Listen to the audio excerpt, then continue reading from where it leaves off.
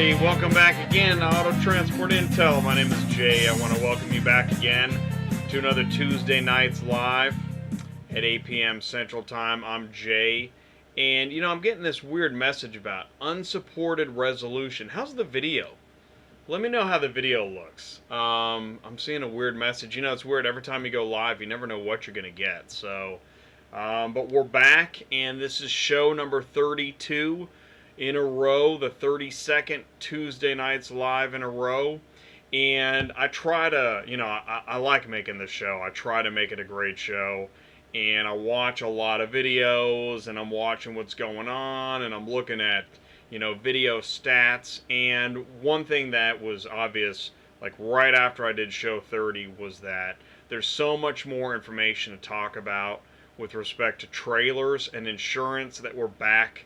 We're going to take another stab at it, and this is, follow-up additional information for new car haulers, for trailers and insurance. So let's see who we got coming in here, and I'm looking over. I got my live chat over here I'm looking at. Hey, what's up, Mike? Welcome back to the show. Carlos, welcome back to the show. Awesome. MACS Premier Transport Service, hello, welcome to the show. I think it's your first time here.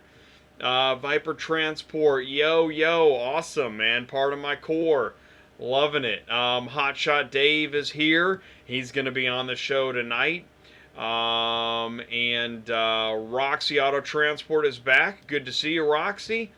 And looks pretty high def. Okay, good. Yeah, I don't know why I'm getting that message. So now I'm from code red to code orange. So I'm looking for code green. Let me know if you guys find code green. Acme is with us, awesome, and Clarksville. All right, hello radio. And Clarksville is going to be on the show tonight also. And Jacob Castillo's with us. Okay, he says it looks good. I think that's up in Seattle, so that's awesome, Jacob. I appreciate that. And David Bukovza is with us. Port Allen, Louisiana. All right, man. Let's get national. We actually got a few international viewers. I don't know, but if you're international, man, let me know. Let me know where you're coming in from. So, yeah, I know. I want to get to Code Kool-Aid. So, good. Acme, you're in the market for another trailer. Then this is your show. And actually, there was a lot of Facebook activity. There always is. And I mean, like 20 minutes ago, a guy was looking for information about trailers, and I told him to come and join us on the show, so we'll see if that happens. But yeah, we're going to talk about that. So it is 8:05. Perfect. It is time for industry news, so let's just jump right in. Also, this is Timmy Mizell. This is his photo from Facebook of, two trucks. That was pretty sweet. So, here we go. First frame. This is from Facebook. I don't always pass slow drivers, but when I do, I check to see if they look as stupid as they drive. So, right, everybody does this. I mean, everybody does. You gotta look. Make sure it's, a human being in there. Instead of an elephant or something. Or a squirrel. I'm also selling my Cottrell. Okay, yeah. You can share that. I like filling railers. No, like filling trailers. So that's a different show. Now, when a super trucker says a hotshot is not a real trucker, a hotshot wipes his tears with $100 bills, y'all. Take that. Still waiting for dispatch to call you back? It's not funny. It's true. Paper lugs looking pretty good, according to the driver and his ELD. Oh, no way! Ernest Martin again! Thank you, Ernest. You know what? Please tell me what it is that... what do you like about the show? Is it entertaining? Is it informative? Is it irritating? Is it the visuals? Is it... I don't know, man.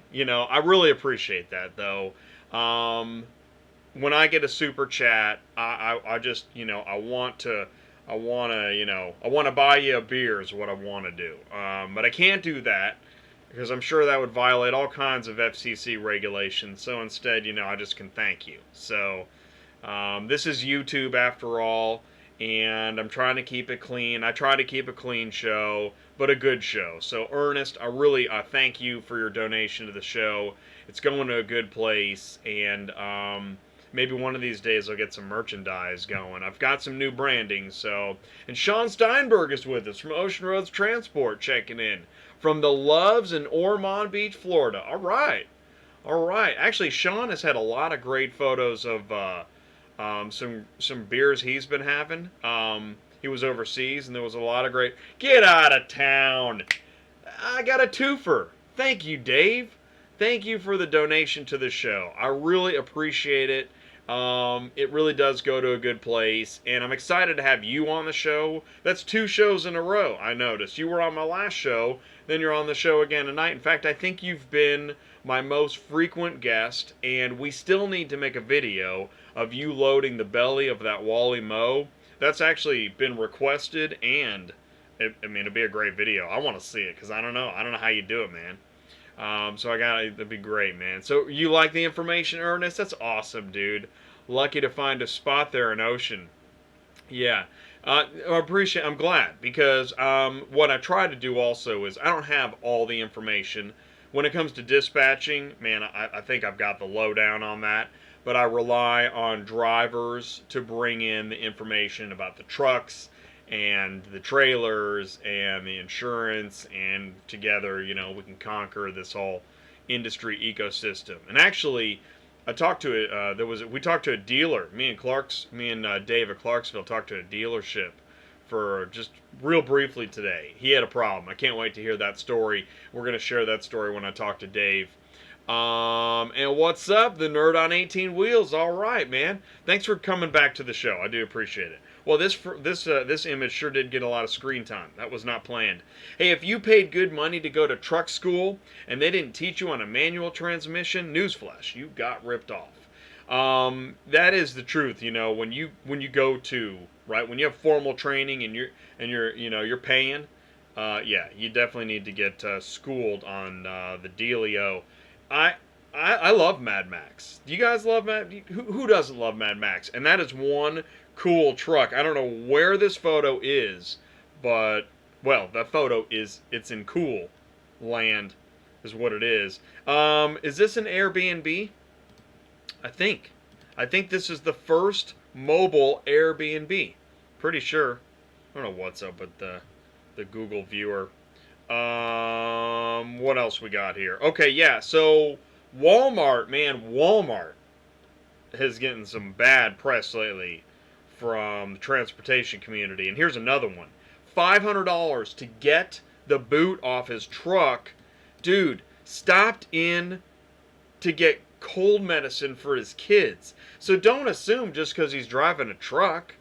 I mean, I don't know if Walmart says you can't park a truck in there. I don't know. I don't want to get into a legal fricas, but I don't know, man. Figure it out. Get that figured out. Now, no doubt, dude, I always say there are seminars at dealerships. I say this for people buying specific vehicles, and it is so true, isn't it? Oh, man. That kills me. I love that one. That's just awesome. And yeah, man. That's not great. She didn't have insurance, enclosed carrier. Yeah, that's a bad day. That is a bad day. Man, she slammed into him, dude. But she was in the seminar. Is it... Sorry, due to new rules and regulations, drivers/couriers can no longer use the restroom facilities in this plant. So is it okay to go in the parking lot? For real? Yeah, what is the world coming to, man? It's crazy. I just want to share what happened to me at Manheim, Dallas last week. Somebody parked that car, left it in park, and left it out of park. It rolled into me while I was waiting to leave the gate. Oh, man. You should have planned for that. That sucks. That just sucks. Okay, oh, no way. And You know what's weird? You know what I didn't know? I didn't know there was a certain brand of trucking company that has the most, like, I don't know, accidents, whatever. And there it is again. There it is again. It's weird. I don't know if I don't know if normal people know this. Something I've learned. I think that's the company. I don't know. I'm assuming it is. And then you've got that dust up. Man, that's just bad.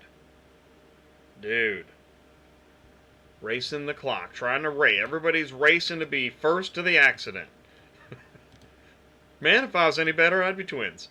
Oh, come on, Dave. I know. Now I'm using all your lines.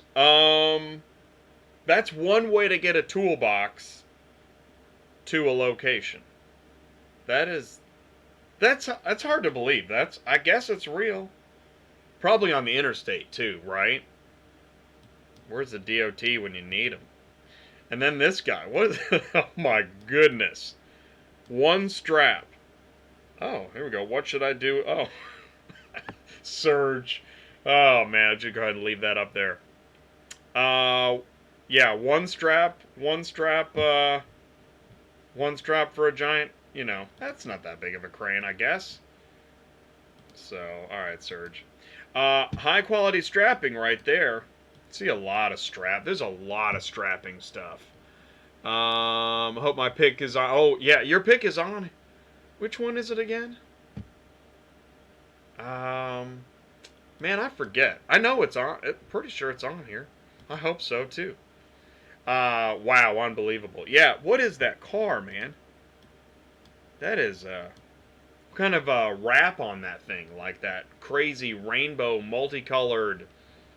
I don't know, man. Somebody said that's Ric Flair's car. It's awesome.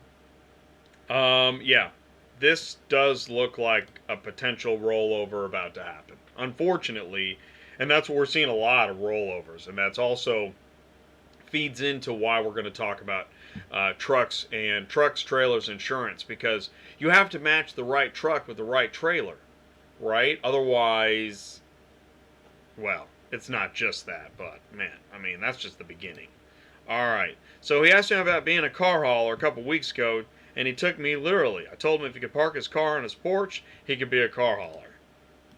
I don't know if that's real. I don't know. I don't know what this is. It's funny. It's strange. It makes you think. Or something. I don't know. Yeah, you see that about every week. Once again, you've got your beautiful flat top. That is nice. I mean, you see it week after week. You see rollovers. You see flattened pickups. You don't see that every week. A boat. Man, that is... Oh, it's a boat on a car... It's a boat on a boat trailer. Still, that looks kind of dicey. Yeah, it was on Central Dispatch. Why not? Somewhere in Ohio, yeah, this one was on the news. I know you guys saw this one. Many people posted. Yeah, that was a pretty wild fire. What are we at? 8:16? Oh, we're doing good. So you believe they are going to fix this thing and it's going to ride again? I don't know. I don't know. Is it? Is that going to roll again? That Lambo was a replica? Huh. Even if it doesn't fit, it ships. Yeah. Even if it's a ship, it ships. Okay. First to the crash scene. Okay, what else we got? Yeah, this is kind of cool. Halloween. You know? That's a good one. Just leave it sitting there. Leave it there for like a week. Call the broker. Yeah, there's a delay. The driver is... I thought I read something that actually the DOT has guidelines on this. I mean, I think that's a great setup. But is that true? Is it true that you can end up with a problem with the DOT based on whatever you've done with your bed? I don't know. Did you guys see that video where the DOT officer said that he didn't make his bed? Yeah, so clearly there are bed regulations. I thought this was interesting. Talking about saving money by packing up food, and you see a lot of cooking stuff. In fact, I think there's a whole trucking, cooking Facebook thing. So, I mean, if you got a fridge and a microwave and all that, yeah, it's a good idea. It's probably healthier too. Shoot, man. Somebody was saying, every truck stop there's like the major burger chains and whatever. That looks pretty good. I like that. I like that setup right there. Log off duty. Yes and no on the DOT. Okay. Right. So there's some gray area there. That makes sense. There should be. 72-foot and flame retardant. What'd you call me? Just hit 300K. That's pretty cool. I figured, this is braggadocious, whatever. 3,500, 6-speed. He's got some stats there, and he's looking to reach 400K. And it's pretty cool. Actually caught my eye. It's tough to get that exact picture, and he got it, man. He got exact on that. That's pretty cool. Of course, his seatbelt's not on. I'm kidding. Okay. I'm done. Anybody want to buy a piece of American history? It's a pretty truck, man. It's a nice one. Feel bad for the guy. Why is he done? ELD? ELD or me? You never know. Who knows? There's about 1,000,000 reasons why he'd be done. So, let's see. You could be anywhere off duty, even an illegal sleeper. Stuck in Jacksonville port yesterday for 3 hours. Sorry, ELD. Yeah. Thanks, ELD. Ziggy Keller shared a post. Driven Transport's looking to fill a position. So that's pretty cool. You got a name, you got a phone number, you got an email address. And, of course, Class A CDL. Man, I may not know much about Shinola, but I know if I get into trucking, as opposed to dispatching, I'm going to get a CDLA. Road check. Did you guys know this? Road check's coming. June 5th. When is that? Who's got a calendar? Let's see here. I'm going to look on my phone. No, I don't need the clock. No, I don't need the calculator. I need the calendar. The calendar, June 5th. That's a Tuesday. Tuesday. Oh, yeah, that's right. They do it Tuesday through Thursday. So that's 4 weeks from today. Oh, awesome. I get to do a live show the day that starts. Man, awesome, guys. Keep me in mind if you have any road check blues. Let me know. Okay. This is an interesting little ditty. My wife getting stopped for speeding the other day reminded me of something I had told her and others. When a cop pulls you over for speeding, they're going to ask, do you know how fast you were going? Never say, I don't know. Which is actually, that's the best answer to most things. But I guess don't say that. If you do, you're getting a ticket because the cop figures you're not paying attention. Always tell them something, even if you make it up. I've guessed with a cop and said 65. He told me actually I was doing 62. Lisa was eastbound on I-84 heading to Boise, Idaho. State Patrol pulled her over by Biggs Junction, Oregon for doing 80 in a 70. Go figure, she told the cop 62. He said 80. Disagreeing, Lisa showed him the dash display saying 62. Her car was stopped, of course. Ma'am, that's the outside temperature display. And he let her go. No, she's not a blonde. Now, I don't care if it's true or not. I thought it was a good story. And it makes you think about, I guess, you're going for your license and registration. You're nervous and you're freaking out. Anyways, that's me. But it's good to think about, what are you going to say? Do you know how fast you were going? I think they do ask that every time. Don't say, I don't know. It's good. It's good to think about. This is from Hotshot Dave. Dyed fuel inspection notice. I thought this was interesting. If I remember, we'll ask Dave. I guess he didn't get a ticket. This is just an information request or something. I don't even know what dyed diesel fuel is, man. I have no idea, dude. So I shouldn't even talk about it because I have no idea. Oh, I think that's it. I'm at the end. What was your, didn't we do your picture last week, Viking? Viper? Viking. I'm thinking of Red Viking Trucker. You guys watch Red Viking Trucker? Yeah, what was every year that's when I take off that week. Yeah, that's what pretty much, I know when I started dispatching, I didn't work at all that week. Like roadside inspection blitz, no, nobody's take the week off. That's when everybody goes to Hawaii, which is now blowing up. You should go and report directly from that road check. Hey, that's a great idea. Yeah, they'd love me. Yeah, that'll work out. Hello, everyone. Oh, hey, what's up, Nadia? Welcome back. Gino, awesome. Terrell. Oh, yeah, you're the one stuck in Jacksonville. Well, welcome back to the show, Terrell. That's awesome. Yeah, we did your pick, but hey, man, you know what? I say this. Send me an email, autotransportintel@gmail.com. If I don't, if you've got a picture that you want me to show and talk about, and you want to, get into the lineup, send it to me, man. I love that stuff. Facebook is awesome. Regardless of what's being touted or said, or this or that, or Senate. Who hasn't had a Senate Judicial Committee hearing? Come on.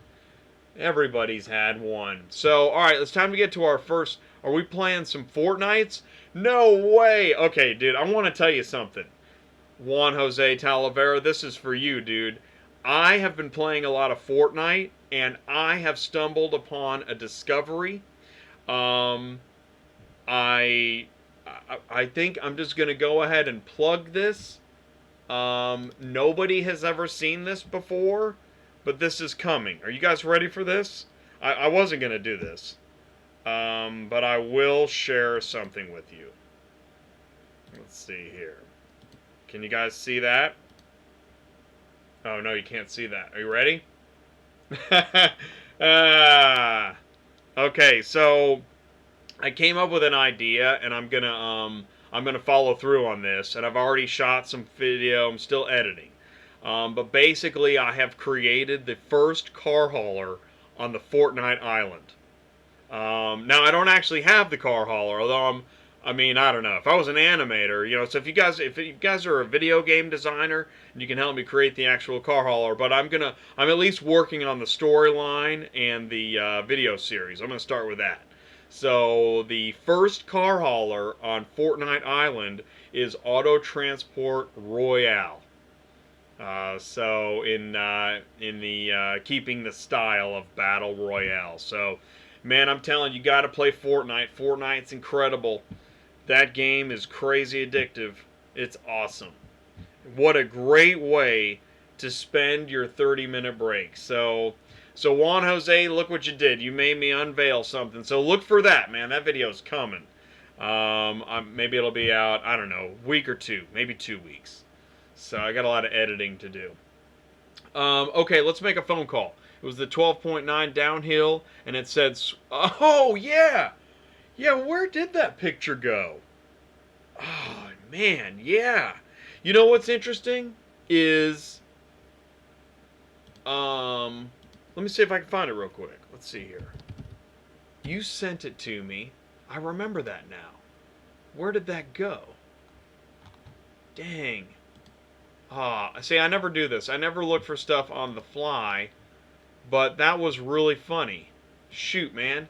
Yeah, you know what? I don't know what I did with that. Dang it. Look at this, man. Epic fail on my own show. Alright, I'm going to call Dave before I do something else stupid. Alright. Yeah, that was funny, man. That was a good one. Dang it. Alright, well, sorry, Viper, but I appreciate it. Keep sending. Keep sending. I'll try not to screw it up next time. Okay, so we got... It's on Facebook. It is on Facebook. What's up, brother? Hey, what's up? Hey. So, No. well, you're live on Tuesday Nights Live. I'm sitting here watching the delay. Yeah, oh, you are. Silent. Yeah, you are. Yeah, right, because you were, that's right, I just gave you a shout out about, I don't know, 10 minutes. That was already like 15 minutes ago. This thing flies by. Yeah, what's going on, brother? So, all right, so let's jump right in, man. Let's talk about trailers and insurance. Can we do that? All right. I got a story for you. First of all, that was just that they just did my fuel tank because I was in Pennsylvania to make sure I wasn't running illegal off-road farm fuel. Because that's what that stick was for. Okay. They look for red fuel. If it's red, you're grass. Wow. So when I first started in this business, I was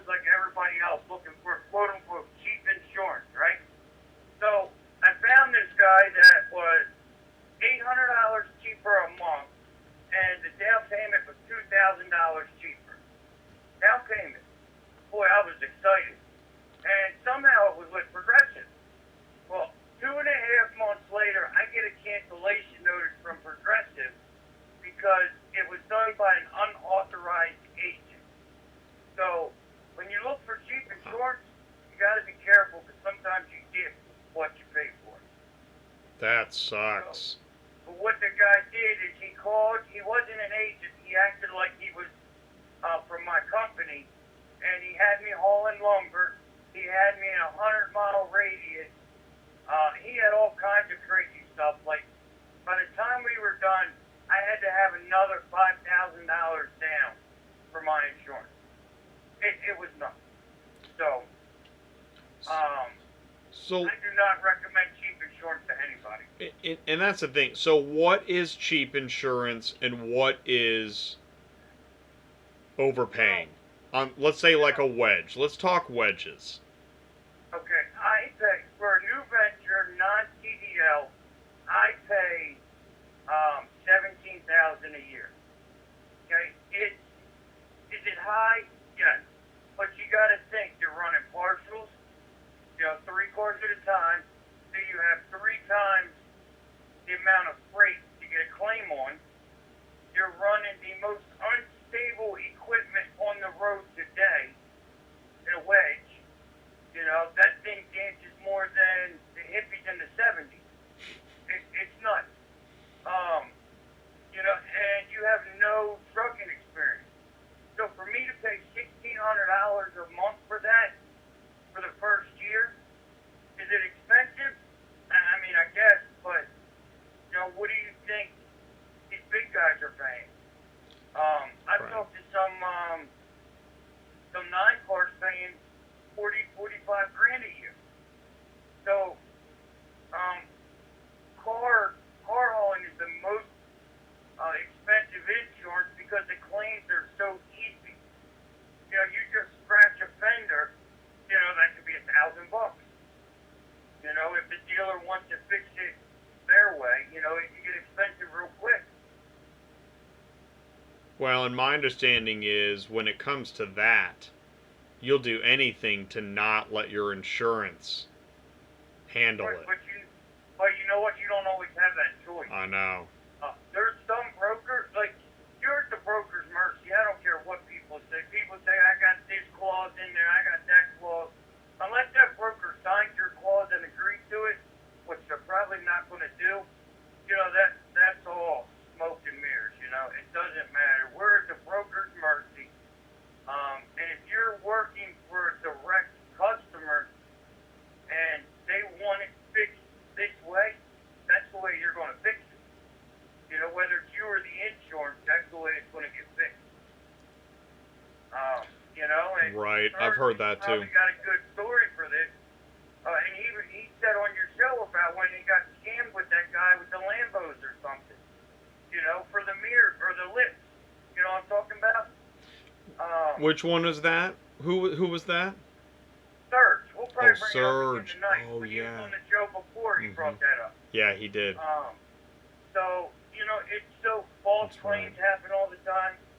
They're hard to prove. I mean, yeah, you can have pictures and all this and that, but if it was like that and you didn't catch the picture, what are you going to do? So, and there's been times when I took pictures of a car. I don't know what I'm taking a picture of. I just take a picture of the car, every angle. I get to where I'm going, and they're saying, where'd this come from? I don't know. So we go zoom in on the picture, and guess what? It's there. So I didn't take a picture of damage, but me taking a picture of that car saved me. Because our eyes don't catch it all. There's no way. Well, and that's true. You never know what they're going to hone in on. It is amazing. Right. But I want to ask you this, because this is the standard question. I want to get into car hauling. What truck and trailer do I get? How much am I going to spend? And what's my insurance going to cost me? Now, I know it's a lot, but it's being asked. You can see it on Facebook all the time. Right. I mean, what would you recommend? How do you even start? So I am going to recommend a 3-car flat.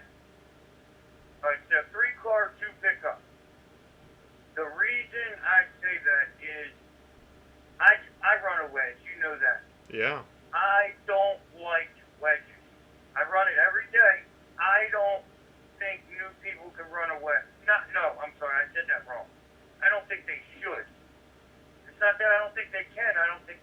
Because of the height over the fifth wheel? Well, right, well, gooseneck. Right, I a never ran a gooseneck. fifth wheel, so I can't speak on a fifth wheel, but my next truck will be a fifth wheel, because I heard it's better, but I can't speak on it. But Right. I learned in a 95 Ford F-350, and that truck taught me so much respect for that equipment, because I now know every little move that trailer can make. I'm in my 18 Ford F-350. I don't feel them back there. I do not feel that trailer sway. You know, there's times it's swaying and I'm looking in the mirror and, excuse my French, my butthole fuckers. You know, and there's nothing you can do. Oh man, freaky. If it goes, it goes. You know, Oh, so I would recommend, you know, not a real old truck like I did with my 95. That was probably the worst thing I ever did. But, you know, I got in this business with $5,000. And it was hard. Like, I don't know why I didn't quit, but I just had that I'm not quitting attitude. But I almost quit a couple times. So I would say, Yeah. you know, probably a $10,000 to $20,000 truck.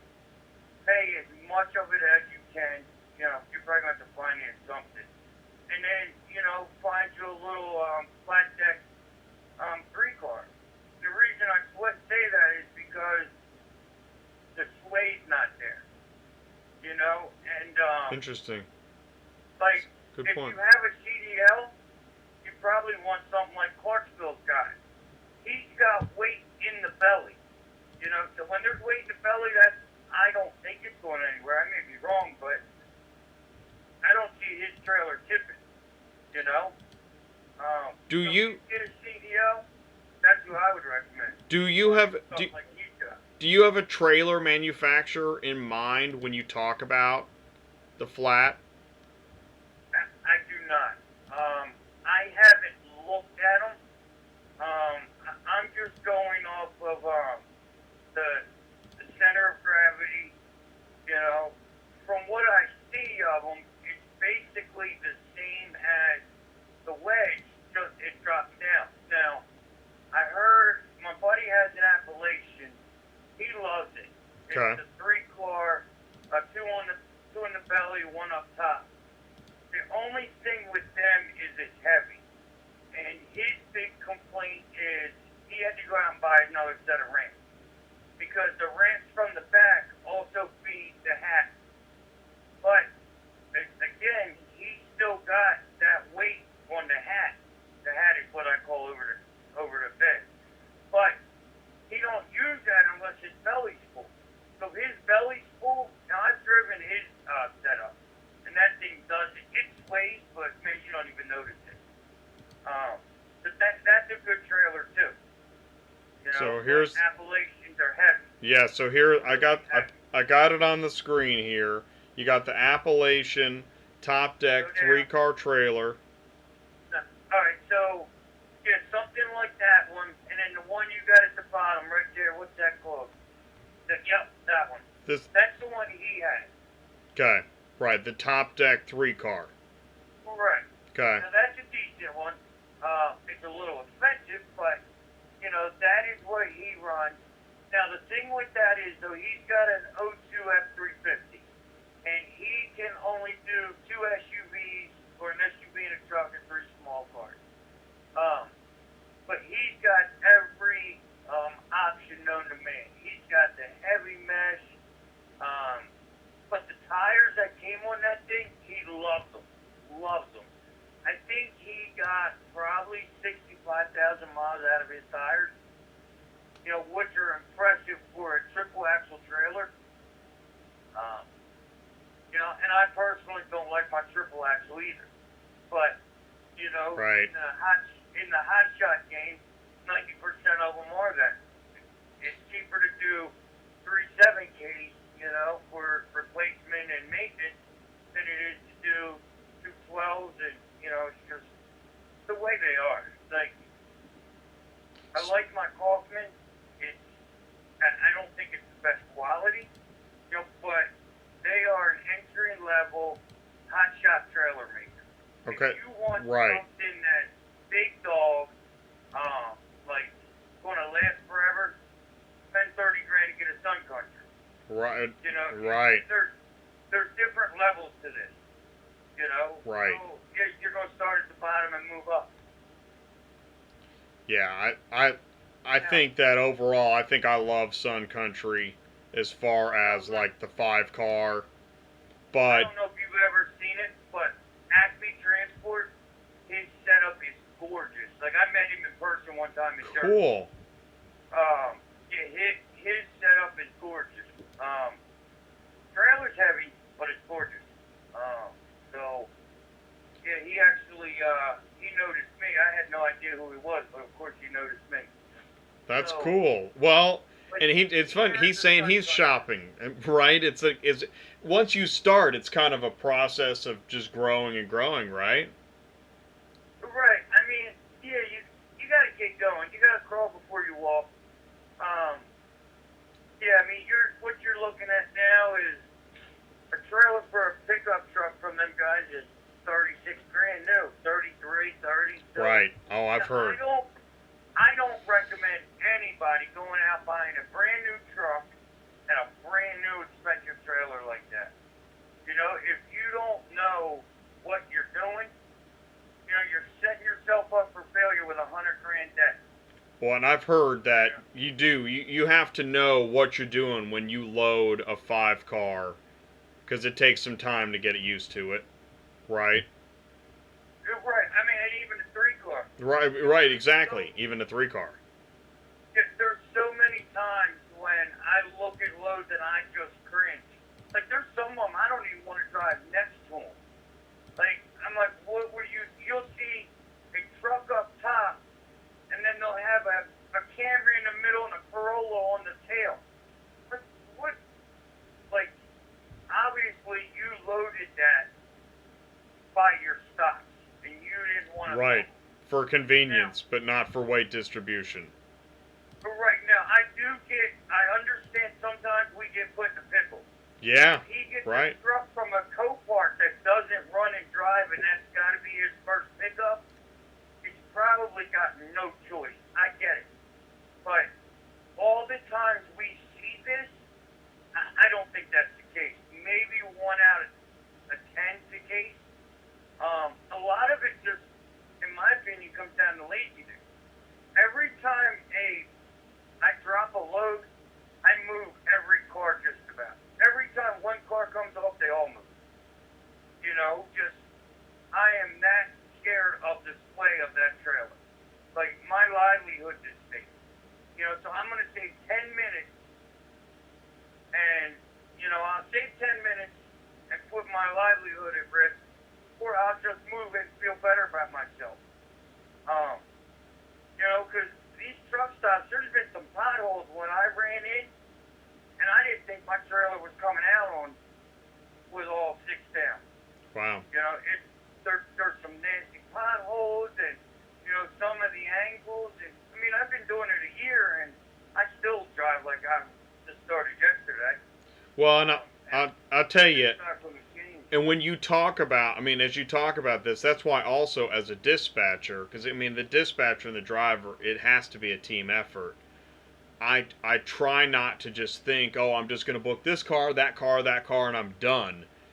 It's not like that. Each car Right. needs You've got to, yeah, it's got to make sense. it Like, has to. you know, if you're going from, let's say you're going from Richmond up to Massachusetts, and the first car is a non-runner, you know, and it's in Baltimore, and the other 2 are in Jersey, well, I hope that's a small car, because that car has no choice but to go on the hat, unless the other 2 are at Copart, you know, and if you have to pick up 3 Coparts in a day, you're going to hate your whole day. Oh man. You know, 'cause it's, and like I tell everybody I talk to and mentors, there's an art to loading and dispatching. That's not, car hauling is not about driving the truck. Right, that's the easy part. That's the easy part. Right. Right. There's an art that comes to building your load, maximizing your growth. It's just like everything else. There's pieces of the puzzle, and you got to learn them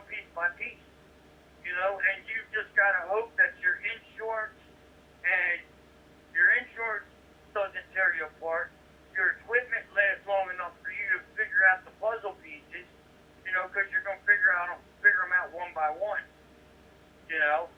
So if it takes too long and your equipment, messes up and you don't have enough money in the pot, what are you going to do? So let's do this again. All right. We got our in the scenario that you're painting. I'm going to run with it. You've got your 3-car trailer. Let's say that's 10 grand ish minimum. You can pick, what trailer are you looking at? Well, I mean, like I was looking at, so for example, on Appalachian. Yeah, you can pick them up used for probably 7 to 8 grand. Okay, and I mean, is a used? Do you recommend looking at used? Yeah, I would look on the Hotshot. I go on fire sales. Okay, cool. Somebody got in the business. Couldn't make it work. Now they've got this equipment that has to go. And okay. You're going to get a good deal on it, and it's probably fairly used. I hate to take advantage of a situation, but I know. that's the nature of the beast. Yeah, it is. So now, you've got that 10 grand max. Okay. And then how about your truck? What Ford or Chevy? I want to ask everybody this. All right, so you can't ask me that. About the motor. I know. So I'll do a 7.3, a 5.9, or an '06 and newer Duramax. Or 6.7 anything, but a 6.7 is through the roof, so take that off the table. So I'm either running a 7.3, a 5.9, or an '06 LBD Duramax. That's my 3 choices. So okay. The Ford is the 7.3, the Ram's the 5.9, and the Chevy's the 6.6. So I'll run either one of them. I see. But there's certain years Interesting. that I'll run. Like the Ford is a 99 to '02. What would you estimate is a range? I'm assuming you're talking used. What can a new car hauler do to get into one of those trucks that's going to make sense for this trailer? What's it got a budget? All right, I'm looking right now myself for another truck. Okay. I have about 18 grand budgeted. Okay. And I can get any one of those trucks I named for that. You can get a 7.3 for probably 12 or 13. Now, when it comes to trucks, don't buy cheap. And I'm gonna tell you a story. There's this truck I was just looking at, immaculate. I was in love with this truck. I put money down on it and everything. It was supposed to be delivered to me next week, paying him cash and all that. Well, for some reason today I ran a Carfax. Right? This truck's supposed to be a 1-ton dually. An '06 with 150,000 miles. Sounds like a good truck. It was cheap, 15 grand. Not cheap, but fair. Yeah. Well, when I run the Carfax, it comes up a 2,500 with over 300,000 miles on it. What? Yeah. So, and honestly, I think the guy I was buying it from got shafted when he bought it. Right. And he just didn't check the Carfax. Like, I truly believe Man. that. Yeah. Probably. Because he bought it last year. He had no clue, and when I brought it up to him, he gave me my money right back, asked me to show him the information that I found on that. And he didn't hassle me or nothing. He understood. Wow. And I wouldn't buy it either. So you got to be careful. Cheap is cheap. I don't care how you go. If you buy cheap, you're going to pay. One way or the other, you're going to pay a fair price for that truck. Whether it's up front and get a good one, or it's buy a cheap one and you're going to do all the repairs it needs to get you into the fair market value of that truck. That's a good point. Okay. That's your choices. So I'm looking. I want an LBD Duramax right now, an '06 or '07 Chevy. That's what I'm stuck on at the moment. So I'm just gonna round up to truck and trailer. You're at about 30,000. Maybe. Yeah, about that. Okay. And then insurance for your first year is gonna be 15, right? The what? First year of insurance, 15. 15 to 20. Right. Progressive told me 23. Right. It's all on your past. How crazy were you driving? So you're easily into 50 with your truck, trailer, and insurance, right? I would say so. If you're any cheaper than that, you either got a really good deal or you need to have some good money in the pot. And you can get it cheap, but it's luckily they'll finance your insurance.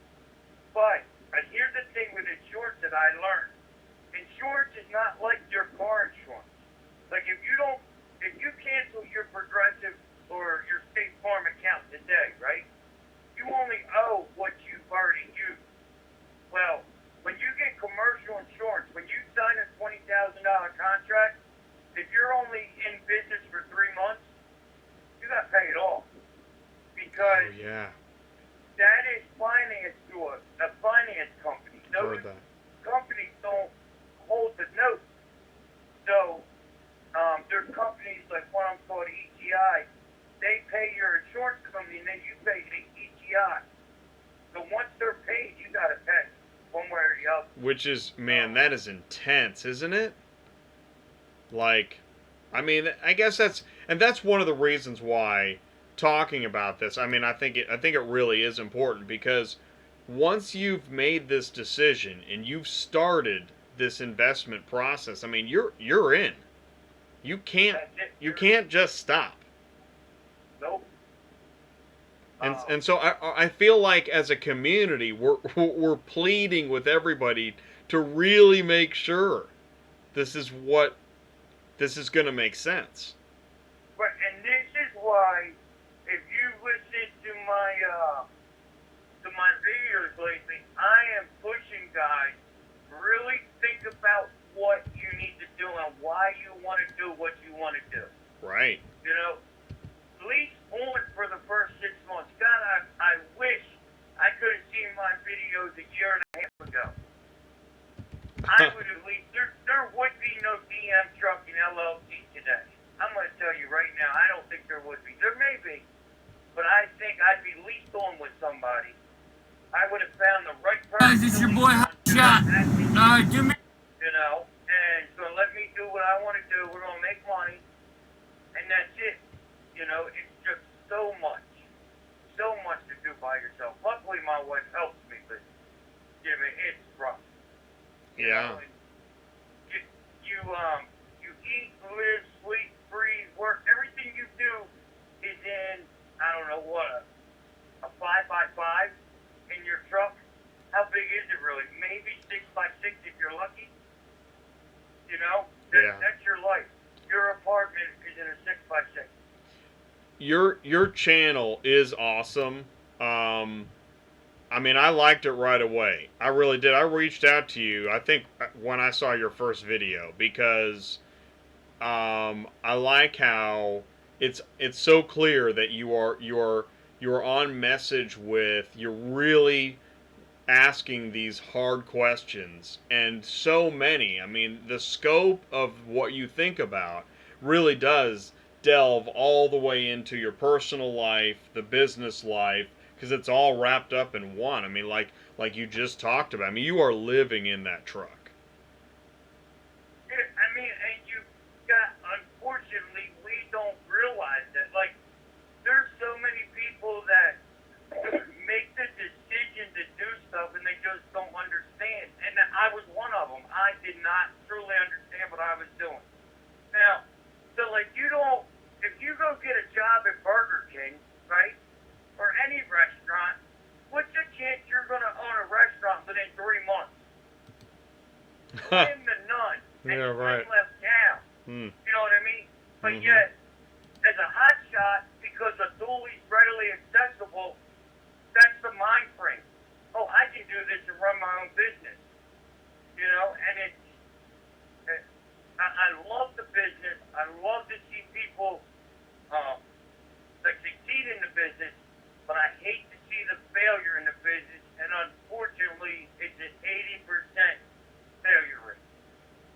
Just because they don't truly understand. And I was almost at 80%. And these questions I asked are the questions that I asked myself, but it was already too late. Well, and what's interesting at the same time, And I think this is where, you know, a lot of people ask, why is there so much negativity? And I told one guy, you know, it's not so much negativity, it's just you're witnessing the pain in this industry firsthand. And I mean, it appears as negativity because it's so painful.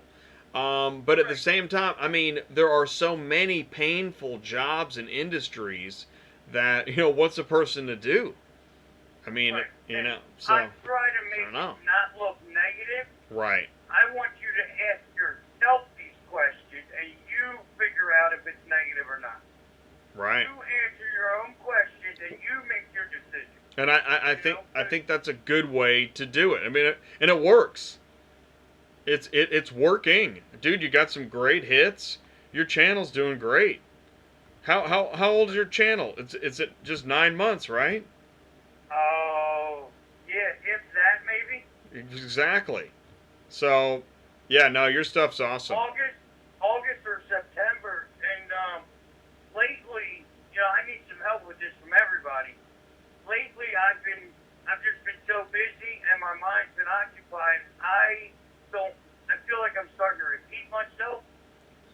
So I need like some other topics. Like I can only talk about the CDL thing so many times, and you know, and I talk about it so much, and I still get these same questions. Like, but I don't want to make a whole video because I know there's some guys that literally watch and listen to every video, and somebody that does that, you know, and follows me like that, I don't think they should have to listen to me repeat myself because they've done their due diligence and research and went through, what do I have, 30 videos?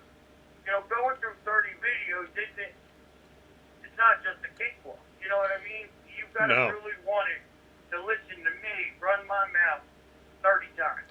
Here's the thing. It's interesting. So, okay, so this is what I'm going to do this for about 1 minute. Is that what I really have always done is kind of media consulting. That's kind of what I'm really into. But I've channeled that into auto transport intel. So let me consult you with what you just said, and that is that you have found your message, and it's a great message, it's a necessary message, but as the creator of that message, you're asking the logical next question.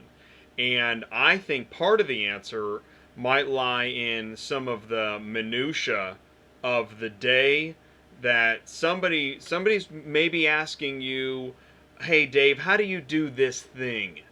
And the question is, can you capture that thing or process in a way that will benefit that, you know, that segment? And are there other things you can capture like that?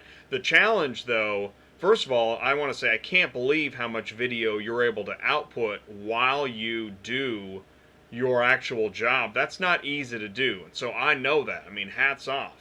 I happen to work at a desk, thank goodness, so I can keep the content going. But yeah, I don't know how you're managing your business, your personal life, family, and all that, and a YouTube channel. That is no small feat. So don't be too hard on yourself, but keep asking yourself that question and make notes of those segments that maybe you could make. Right.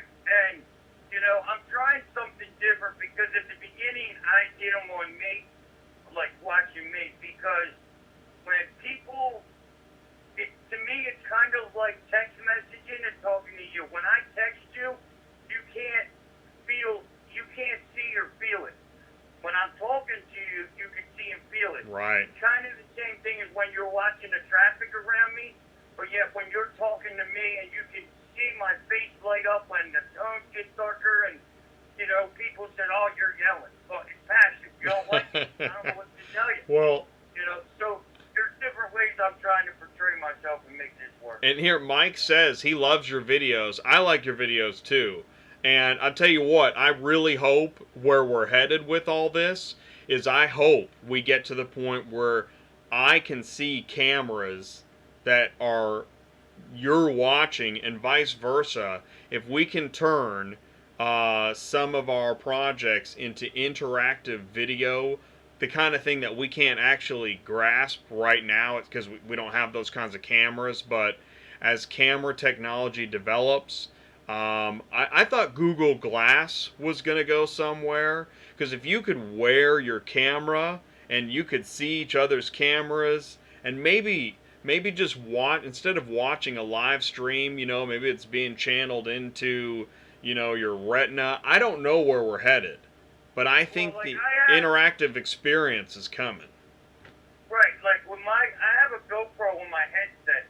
If there would be a way to like link the GoPro with like Facebook or with YouTube Live, maybe like something like that, maybe. Right. And I don't know how. That's a good point. I would be able to see the response, but yeah, I mean, when I try to do the Q&A to fire up the live chats, it's just it doesn't.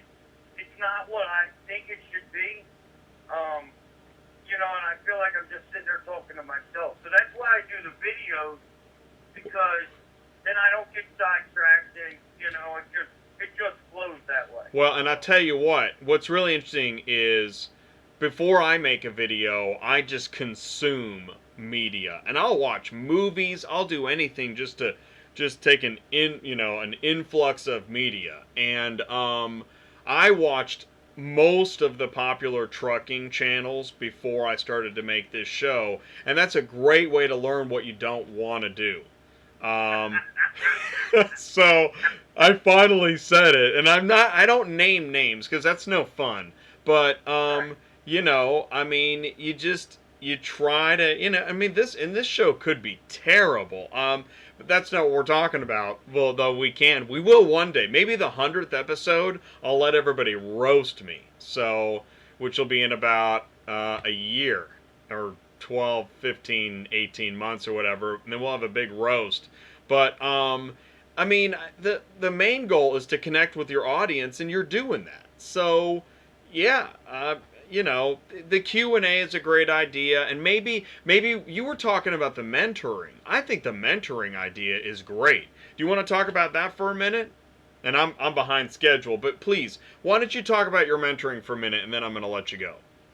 Yeah, all right. So what I'm thinking is, I do the videos. I'm going to keep doing the videos, but I can only do the videos with so much. I know when I had a mentor, I called him probably 4 to 5 times a day, just because you'd be at a dealership or a pickup, and there's something going on, and you don't know what to do or if you're making the right decision. You're in the middle of booking loads. You don't know if you're booking the right cars. You don't know what the future could or does hold, and neither do I. But there was a guy that called me the other day, and we were talking. He's from Mass, running to Jersey, and we're talking. I said, well, run 287 around, and do this and that. Save him $200 in tolls. Now if he didn't call me, he'd have ran the tolls, and it took me 3 months to figure out about 287. It cost me about $1,200 in tolls. Because that one toll is $135 by itself.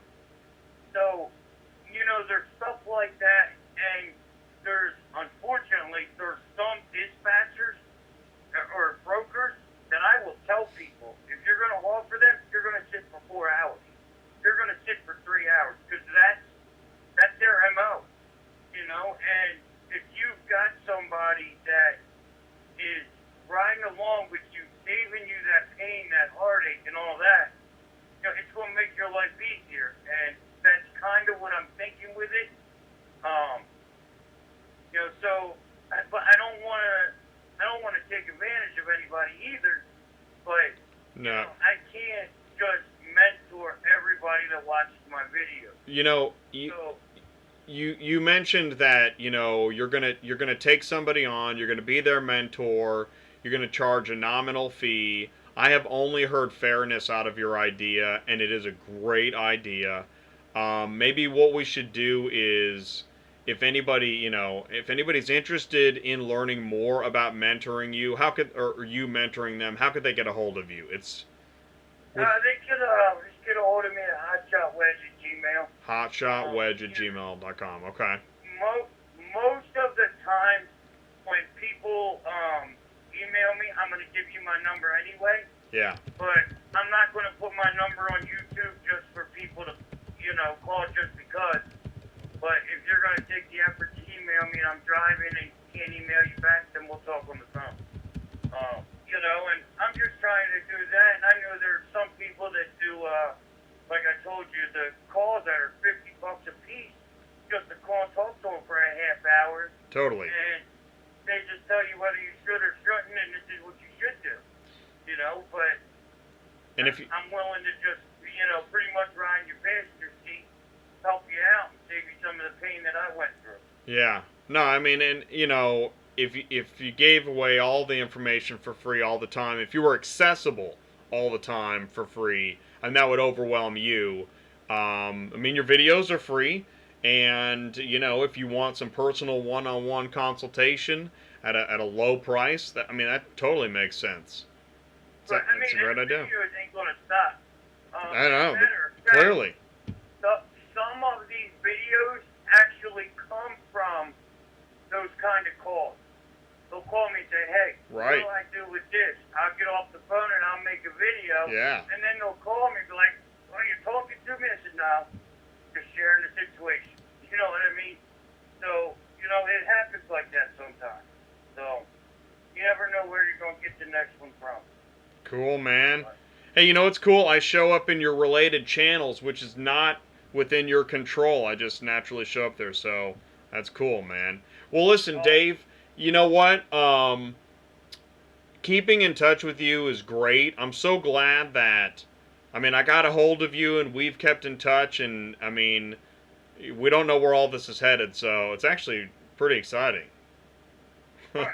We got the same goal in common. We do. It's cool. Yeah. We do, and you're a driver and I'm a dispatcher, so I think that's just really awesome. Right. That's what they call That's what they call synergy, but that's a corporate term. Don't say that. Don't say that to people.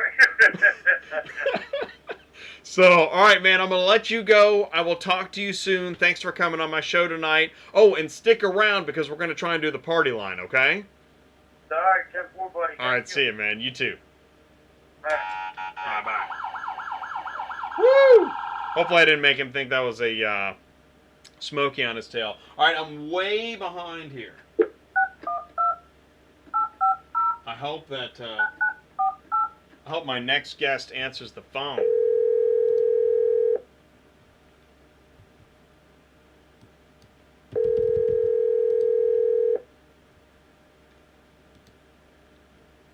Tell me to buzz off. He might tell me to buzz off. In Russian. Maybe. Oh, he updated his banner. That's pretty cool. Oh, man. Is he gonna answer? You have reached the voicemail box of... Alright, we'll try him again. If we don't reach him, then we'll go to, Clarksville. Man. That's cool. Well, hello there. Well, what's up, man? Hey, Alright, how are you doing? doing great. I like the new banner. Dozed off here for a little bit. Okay, well, whatever you need to do. I know you're, incapacitated or whatever. Yeah, so, But we can talk because I'm running late anyways. We can talk for a few minutes. Listen, man, I like your banner. It's cool. That's really cool. I had my assistant. She made that. She did a nice job. It's really very interesting. I call this an upgrade. Yeah. She did a great job. That's cool, man. So, all right, so I was just talking to Hotshot Dave. We're talking about trailers and insurance, and I'm going to try and pick your brain, and I'll, we'll try and keep this moving. Question. I'm a new car hauler. I'm looking for a trailer. What should I start with? All about the money. Whatever you can handle. All right, I let's started if with one car trailer. I didn't know what I was doing. right, one car trailer. Yeah, right. You know, a one car trailer, and I had a tow truck. So the key is just to start. But all across the board, insurance has been expensive. Like this year, I noticed everyone's talking about their policies going up. So I just think that's all across the board, and it's going to affect the prices for transport prices are going to go up as a result. I think a little later, but they will follow. Well, I tell you, I made another friend in the freight world dispatch garage, and he made a video about freight rates going up, and you've seen that on Facebook too. Do you think the car hauling rates are going to follow and go up?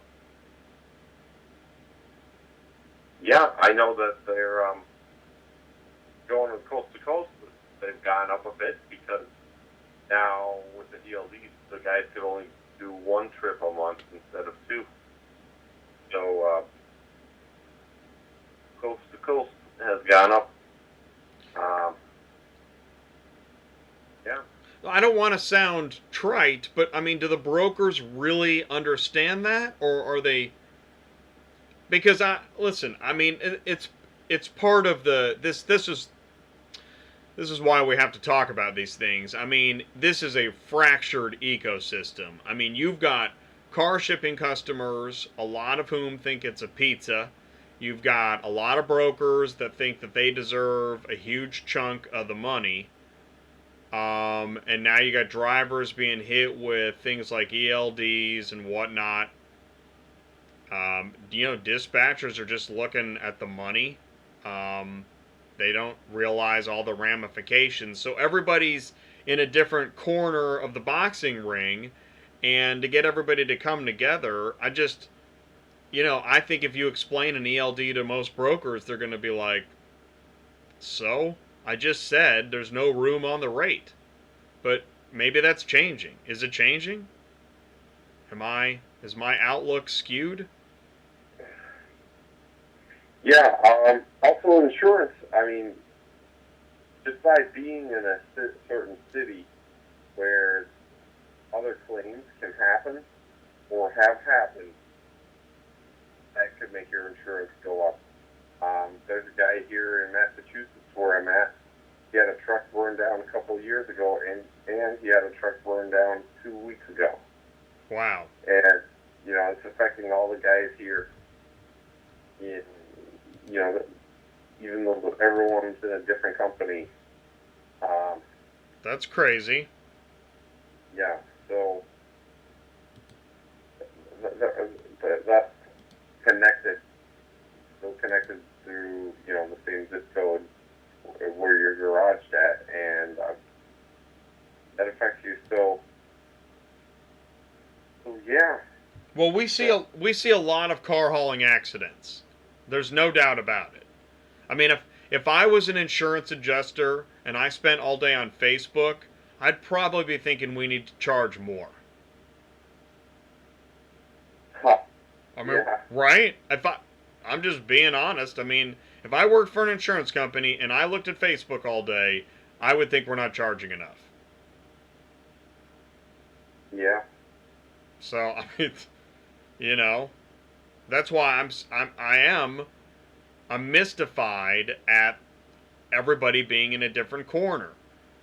Because Amazon products are cheap, so in our capitalistic society of, $1 Big Macs or whatever, people think that shipping a car should be cheap. I've had car shipping customers say that to me. Why is it so expensive? And I tell them, and they literally wait for me to stop talking and say, yeah, but why is it so expensive? And, I'm thinking, really? I just told you. Or I've said that to a broker. And so when a new car hauler wants to get into this and is convinced he wants to get in, well, I don't want to be negative. I want to try and actually give him an answer. So that's why I'm doing this show as far as truck, trailer, insurance. You said single car. You get a single car, like if you want to, you could start with a single car. Let's say you do get a single car trailer. I'm just gonna keep you for a few more minutes on this topic. Let's say you get a single car trailer, you get a pickup truck, right? F250, F350 dually, right? And you do some local runs. That's actually a good way to keep the rates up, right? Maybe, I don't know, can you put a a winch on that single car and just maybe work some like high dollar repos or something like that? Be home every night? Yep. Well, how should I say? You won't make much money, but Yeah, you won't. back to like I'm always like, how should I say, business mind or business plan minded, and keys to start, and then as soon as you start, you look for how you can upgrade, how you can sell your equipment to the next guy down the line, and Or not even a dually. and just upgrade. So maybe, but if you're looking for equipment, I don't know if you're going to look for a single car. I mean, if you already have a single car trailer, you might use it. But if you were going to buy equipment, I mean, wouldn't you look bigger than a single car? Because like you just said, you're always looking to go to the next level. So would you maybe look for a 2-car flatbed, 3-car? Would you go to a wedge? I mean, let's say a good friend of yours said, listen, Serge, I'm positive I'm going to do this.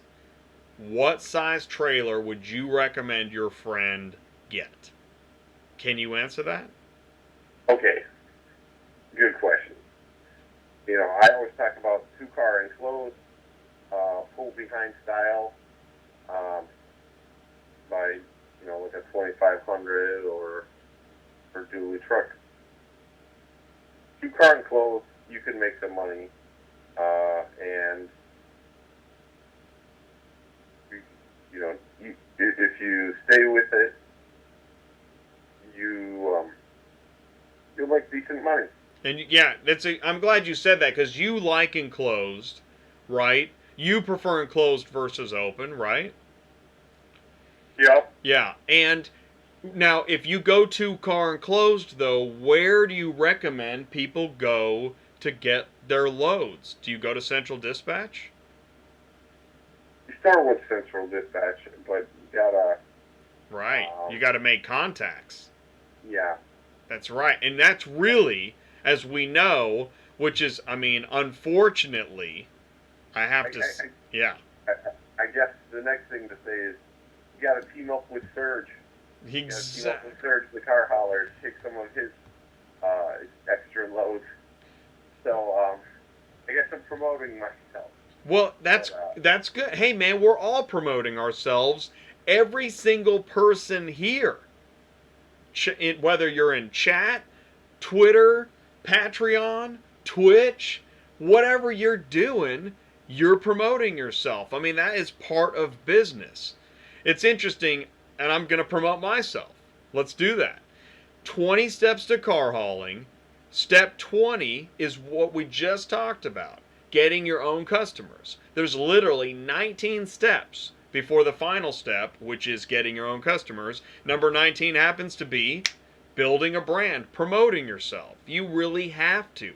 You can't be afraid to promote yourself if you want to build your business. That's right. Join my brand. That's right. You have to promote your brand. Yeah. Yeah. I mean, I promote it, but on the other hand, I don't want too many guys getting started with me because I've noticed it's better to let some of the guys learn some of the things how I learned it, which is the hard way, because people don't like to listen to instructions. And I don't like to lecture. I don't like to say things more than once. I think I should only say things once, and everybody should know. So, yeah.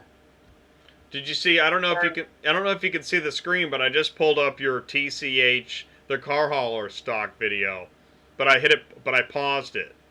So if you want to learn more about TCH the Car Hauler stock, you have to go to Serge the Car Hauler YouTube channel. How's that We're dreaming all big and going all out. We are. And, got a whole Shark Tank presentation style business plan. And I'm pretty excited about it. Yeah, actually, and you know what? I like when those are good niche topics for you. Is I like when you talk about stock and currency. Those are great things to talk about because it's almost like that's everyone talks about the Dave Ramsey show. Like, it's an awesome show. When you connect with a good financial show, I mean, that's a wonderful thing. That's something that if a financial show can help you, or just any financial media can benefit you in a positive way, I mean, you'll be loyal to that media. Yeah. Yeah. It's more than entertainment. It's, life-giving. It's almost religious. Yeah, there I said it. Yeah, but it is. I mean, it really is. I mean, when you can tap into financial success, we all know that financial success can bring you the type of freedom, that you really want.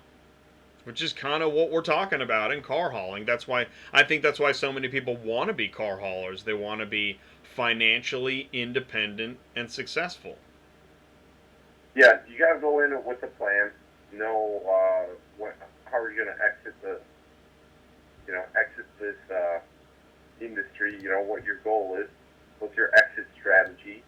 Just like a relationship with any girl, you got to know why you're there.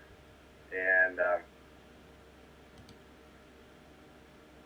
yeah, it's good stuff, man. It always bothered me why there isn't a name brand auto transport company. Why each town has a different towing company name, and that's something I think this industry needs. And I think that's an opportunity in this industry, and I don't know if I'll be able to put it all together by myself and see it all happen in my lifetime, but at least I identified the opportunity and take some of the steps needed to build what the market is asking for. So that's what I firmly believe is it needs a name brand auto shipping company or a couple of them. Well, you are on a journey, which is cool because, I mean, you are on. I know you did so many car hauling videos while also living life, and it's a side by side thing. I mean, you got transport of the day, and then you've got hyperbaric chamber in Houston, which is awesome. That was a great video. I watched it. Have you ever tried a hyperbaric chamber? I've never even thought of trying it. Oh, you got to look it up in your area. Well, I was always interested in the idea and wanted to buy one when I can handle it. And I was calling a company, finding out about buying one, and they said, well, why don't you just try one to one of the doctors we sold it to. So that's what I did in Houston. If you're ever in Houston area, Houston Vitality, the place where I went to, is a great place. Yeah, parking big enough for parking your truck. So yeah, it's totally mind-blowing experience. I think I'm 2 trips away from saving up enough money to buy one myself. So for myself, so soon I'll be calling you from a hyperbaric chamber because I'm telling you, when I left, when I got out of the thing, So great. outside and took a breath of Houston fresh air, I felt like I walked into Hell's junkyard. It's Oh yeah, no, actually that was and that was amazing. Is that when you were walking through the parking lot after the video? It's a great video, man. When you're walking through the parking lot, like I felt depressed that you were like back in the real world. It almost made me think of like if you were like an alien from another planet and you came here, you'd be like, "Oh, get me out of here," right? yeah, it's exactly how I felt like. And you know, this is something we never think about, but I think just being on the interstate all the time and smelling, you know, the exhaust fumes and everything, and it slowly kind of affects you, like kind of creeps up on you, you know. And I think that's what made me like see the difference between, you know, this life on the road and taste like a real breath of fresh air. You know, I think I wouldn't be surprised if hyperbaric chambers are going to be like a household item in the next 5-10 years, just like computers are now, and they weren't, you know, many years ago. So, Well, it's I mean, you know what? It's another signal of the division from the ultra rich to the rest of us, right? People will clamor for the hyperbaric chamber. I think so. It'll be hyperbaric chamber Fortnite. It's the fountain of youth, man. Yeah, man, it's crazy. It really is. You know, I'm your God of auto transport. I'll give you the eternal life. Exactly. Hyperbaric chamber. Yeah, exactly. So, I mean, and you that was just one video you did. So, keep on your journey, man. It's awesome. Yeah, I mix up, you know, business and pleasure. Exactly. Yeah. So, So, we like that. Keep doing it. that's me. You know, today, or I just published another video where the ex-girlfriend returned all the stuff that I gave her as little presents. I don't know what I'm going to do with it. You know, it was funny. Oh man. Tore up the stock certificates that I gave her in my company. That's weird, huh? Oh wow. You know, it's odd when you give a bunch of gifts back to someone.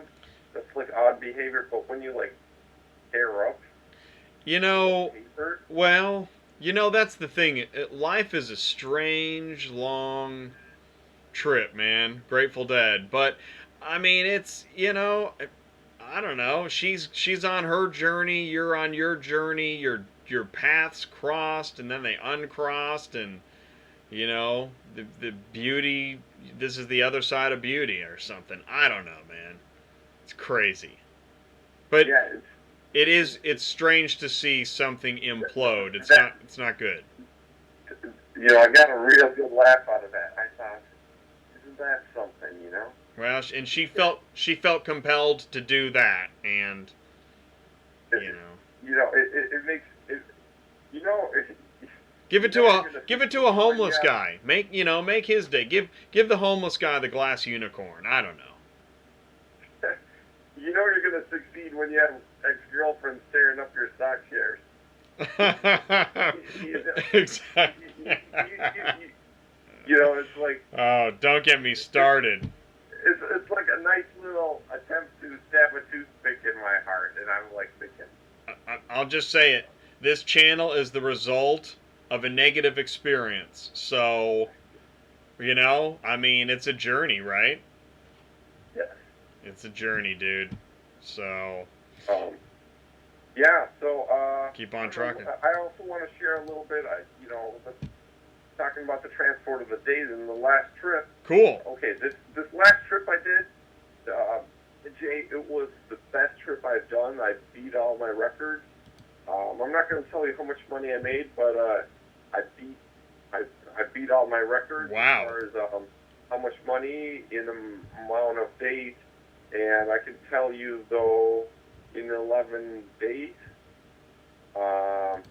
14 days, I hauled 32 units, 32 cars. Wow. So, those cars. I mean, I recorded some videos. I put up a couple of the Transport of the Days. 16 of those cars were exotic cars for one guy. One guy he was moving his cars from one warehouse to another. He had 30 cars and about 10 bikes, a bunch of pinball machines, just this giant man cave of a warehouse. So I helped him start up some of the old Ferraris that have been just sitting. Wow. 308, 348, Ferrari Testarossa, Maseratis, older Porsches. You know, just everything was just 2,000-3,000 miles on it. Wow. It was just mind blowing. And yeah. Is that where you did the Testarossa video? Yes, that's right. You know, and See that one. it was just mind blowing experience just to have that, and that's why I like enclosed, because Yeah. you get to touch someone else's Ferrari. Does he have a Does he have a bow on it? No? That's not. No, that was just a car cover in the back. Oh, okay. Yeah, so That's the guy, right? This is his like. Yeah, very particular guy. You know, and he asked me when I pulled up on my truck, and you know, he's never seen the setup, this kind of a setup that I have with the 8-car curtain side enclosed on the cab over. And he goes, "Is this safe?" And I said, "Yeah, it's safe." But you know, Right. it was really quick. Yeah, right. And, you know, he learned a lot about car hauling in it. Yeah, it was, you know, the highlight of it. I got to start up. Well, he had a tire blowout because the tires were flat spots on it from sitting. He has a tire blowout on a 1970 Ferrari 356 or 365, and I had the pleasure of changing that. It was cool, and well, That's awesome. you know, the engine on that car is just mind blowing. Well, The firing order, just mind blowing how the Italians think. You know, it's a V12, and they fire off the entire bank down the line. So it's 1, 2, 3, 4, 5, 6, and then on the other bank from the back it goes 7, 8, 9, 10, 11, 12. So it makes just the most beautiful sound when it's running. I just Wow. thought mine old. By the way, do you know the difference between why the Ferrari V8 sounds like a steady humming idle, and why a Chevy V8 will do like a bubbling sound during idle? I do not. Do you know the difference? It's the firing order. Hmm. Firing order. The Italians on the Ferrari V8, they fire off each cylinder, each bank alternating, creating an equal flow through each exhaust. But the Americans on the Chevy will fire off 2, and then 1 on the other side, and then 1 back on the first side, then 2 on the other side. That's why it makes that loop, loop, loop, loop, loop, loop idling sound. I would We all know the Chevys. I would like to have a fine red wine and listen to that engine sound.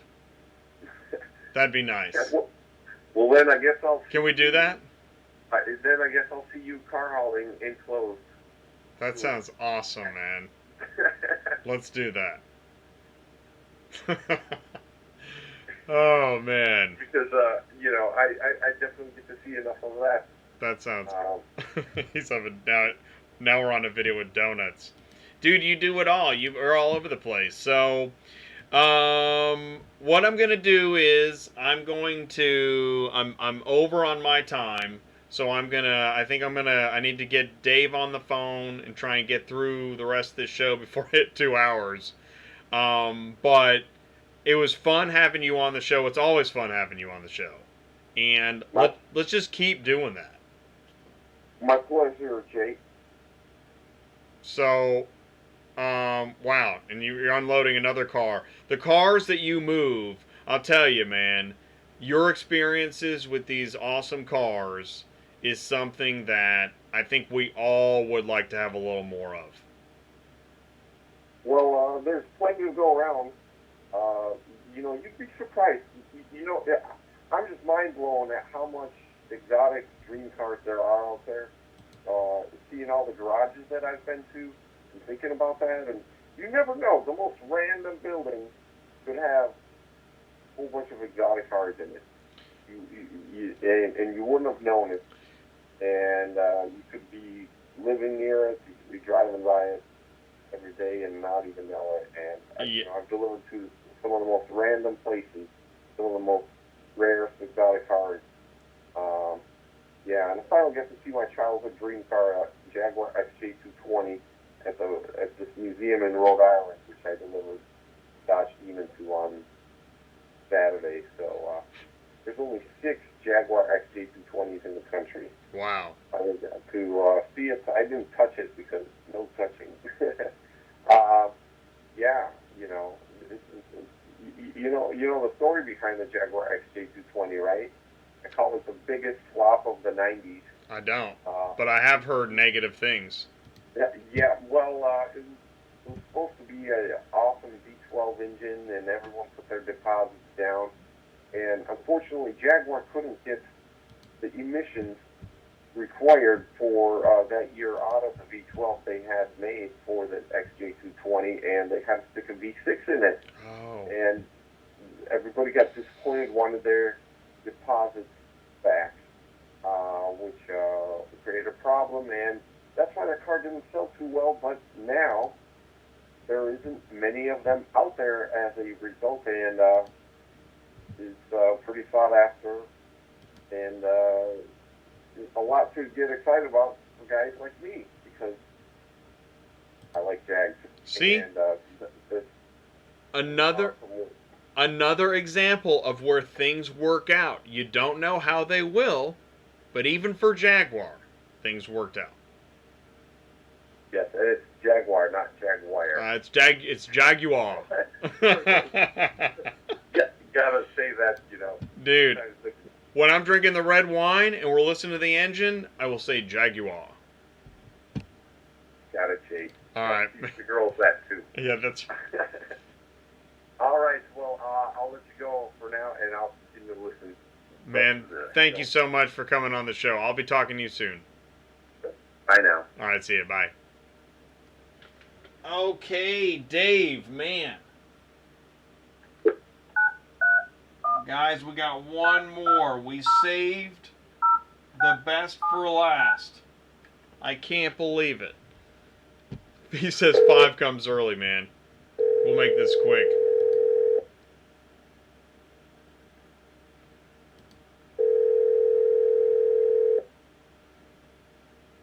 Hello? Dave, what's up? What are you doing, man? I don't know, man. I knew this show would go off the rails. You got me scrambled, man. What's really going on around here? Well, here's the good news. We can cut to the chase because we're trying to just be specific and answer this question, right? What's your question? The question is, I'm a new car hauler. What kind of trailer, what kind of truck, how much should I expect to have to pay for those two plus insurance? Well, the short answer on your truck and trailer is it needs to match your experience. A lot of people go buy a big truck and a big trailer and have never drove a truck and trailer in their life. And that's one of the big problems with the insurance, is you got somebody that quit their mechanic job and, oh man, I want a big truck and I want a big trailer, and off they go. Well, insurance is directly connected to the cost of your equipment. So if you go and buy a $70,000 Ram and a $30,000 trailer, your insurance is going to be high.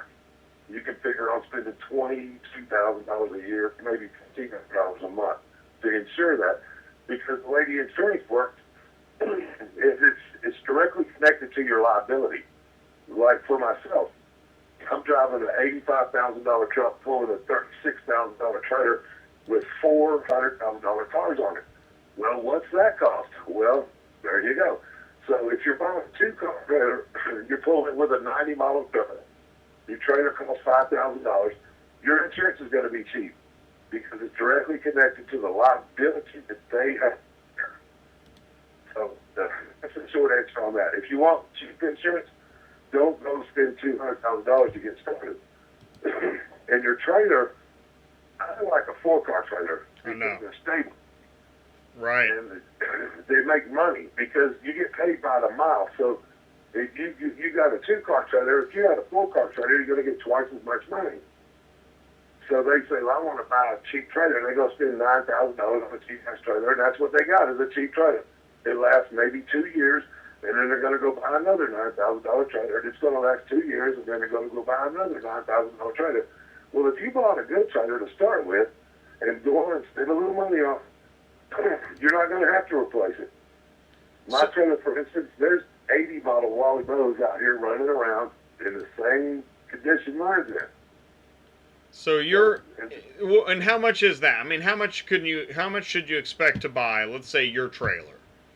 I got $36,000 in my trailer. $36,000 in the trailer. Did you get a lot of customizations? You did, yeah, okay. I added extras. You don't have to do that. I like nice stuff, so I wanted mine better than everybody else's. You know. Yeah. But of course, this is my second business. I've already retired from my first business. Yeah. So that's something you got to think of too. Put a pencil to it when you're looking at trucks and trailers and insurance and this and that. And that's why so many car holders go out of business. They have the credit, so they're going to go buy a truck. Yeah, I'm to buy a truck, and we're going to go buy a trailer, and then we're going to spend $6,000 to $7,000 down payment on insurance. They don't have a clue where they're going to first load. Yeah.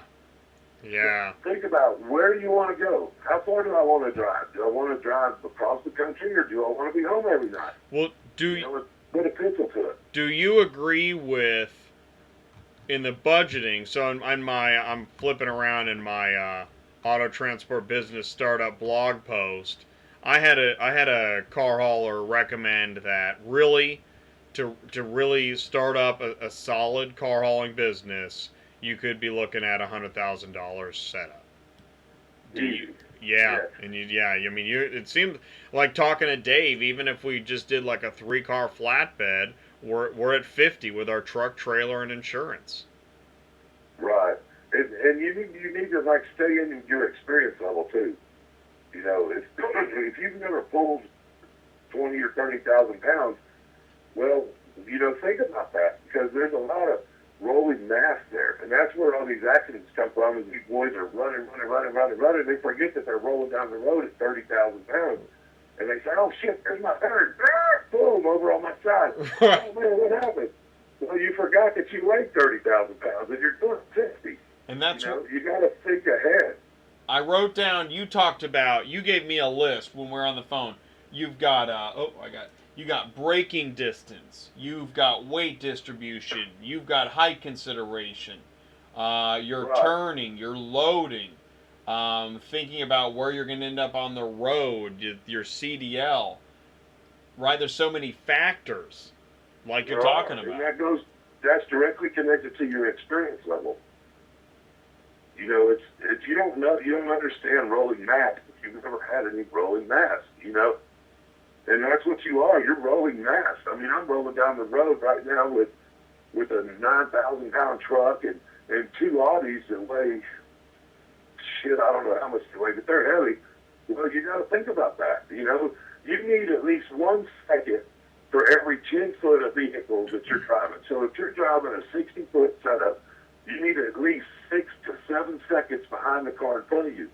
And the way you do that is when they pass a sign on the road, you go 1,001, 1,002. And when you get to 1,006, then you should hit that sign. And if you hit that sign before you get to 6, you're too close. And back here.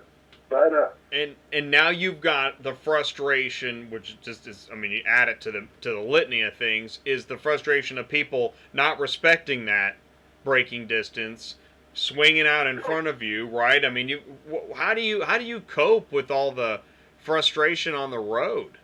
Oh, you just gotta cuss them, man. Man, I don't know how you do it. I'd freak out. That's gonna happen, but you can't let that fog your judgment. See, because as soon as you do, you're gonna look down to see where your phone is, or get your cigarette lighter, or whatever, you know, a pretzel, and you're gonna look up, and that 6 seconds is gonna be like 2 seconds.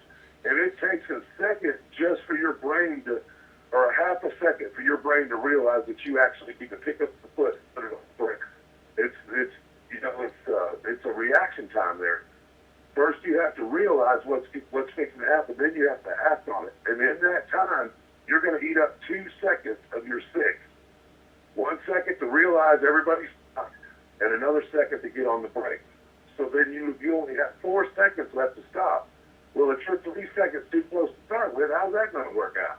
So you've put all this investment into truck, trailer, insurance, licensing, knowledge, all this stuff, and now here you are, literally living second to second, thinking through the mechanics of just getting down the road safely.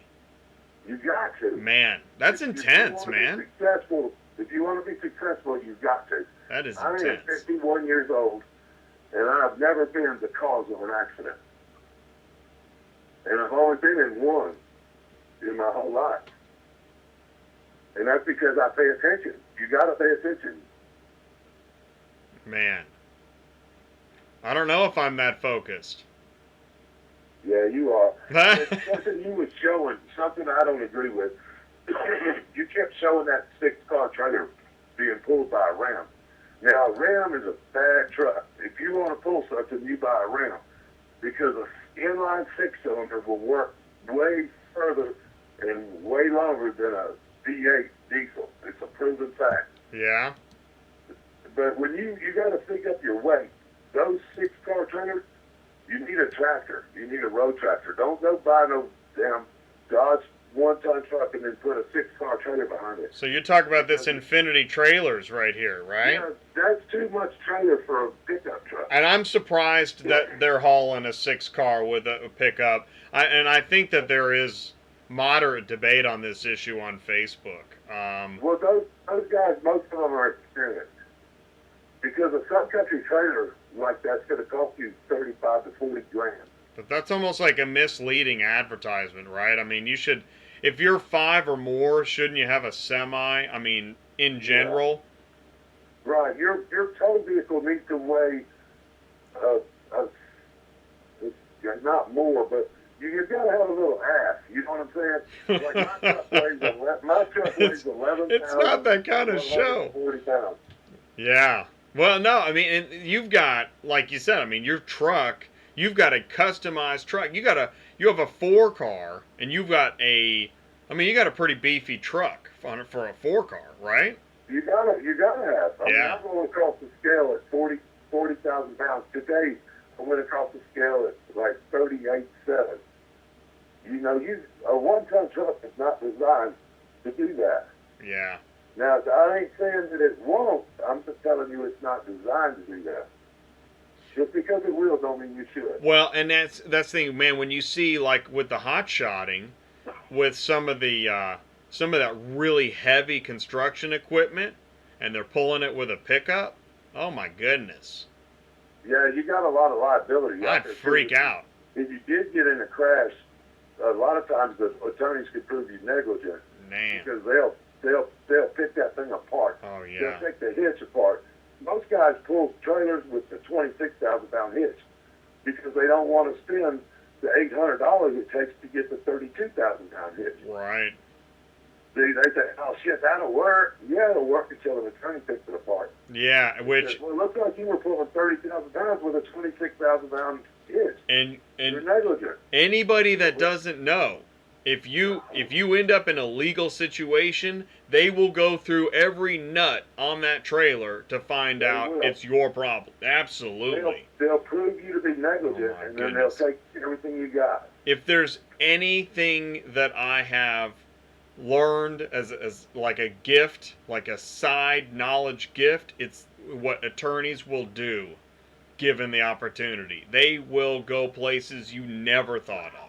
It's unreal. Keep you alive. They will, and the insurance companies are relying on that. That's literally the basis of insurance, is having great attorneys. Yeah, and have good insurance too. Man, think about what you got. Yeah, you know. So I mean, so you put it together. You know, truck, trailer, insurance, and then your knowledge and the liability and your focus. I mean, that's why we're talking about this stuff tonight. And I know we've kind of meandered around But overall, I think we've hit this topic from several directions, and I appreciate that. And hopefully this information helps at least one person on a remote island somewhere. Yeah, I'm sure there'll be somebody picking some up. There's a pygmy right now going, yes! Yeah, jumping up and down. I got it. I like Serge's idea, though, to a brand, a car hauling brand. Me and Serge think a lot alike. Yeah. Which he's a little bit more classy than I am. I'm kind of a redneck country boy. But Well, he's into the. I'm thinking of the same things, the lanes he's thinking as far as the, money. People don't think about stuff like that. yeah. Investments, man. I'm all into that. Yeah. I don't think about it that much, but I'd like to on a boat Yeah, there you go. with Well, caviar. You can get us branded. What about that? Hey man, I'm all about the media, dude. I'm here. Maybe we can call ourselves. I'm live, Subway or dude. something like that. Yeah, dude. That is literally what I'm here for, is to help the branding and the media. That's what I do. So you're doing a fine job. Yeah, and 17. It's me and you and 15 people. There you go. Hey man, you got to start somewhere. There you go. That's But, right. I'm not a fan of a wedge because I know. It's a bad design to start with. It's interesting. I like There's no bottom weight. well, here's the thing, and Dave is saying the same thing. This is why I wanted to have a few of you guys on so we could kind of talk about. But you and Dave are saying the same thing. As a dispatcher, I like wedges. Okay, and I mean, and as a shipping customer, I think I like wedges because then I can get that door to door that I'm guaranteed. But I know, like you and Dave talking about in reality and the risk and the, what's really at stake. That's why you guys don't like wedges, right? Because you've got, Right. yeah, And they got single wheels. If you buy a car trailer, buy a dual wheel car trailer. They're stable. Because if you got a single wheel trailer and you stack foot parts and you have a blowout. Well, let's say all 6 of your tires are somewhat shady, and you have a blowout on one side, and then all that weight is distributed to the two that's left, and then another one blows out. Well, you're going to flip your car trailer. oh man, Where no if you doubt. if you had a dually trailer and you had one blowout, well, you got 3 more over there that's Right. still doing the job. Well, and that's why if you're doing a wedge, it's really good to have that third axle, not only for weight but also safety. Right. Yeah, you would definitely want 3 axles if you're single rear wheel, but I don't like single wheels. I like dual wheels.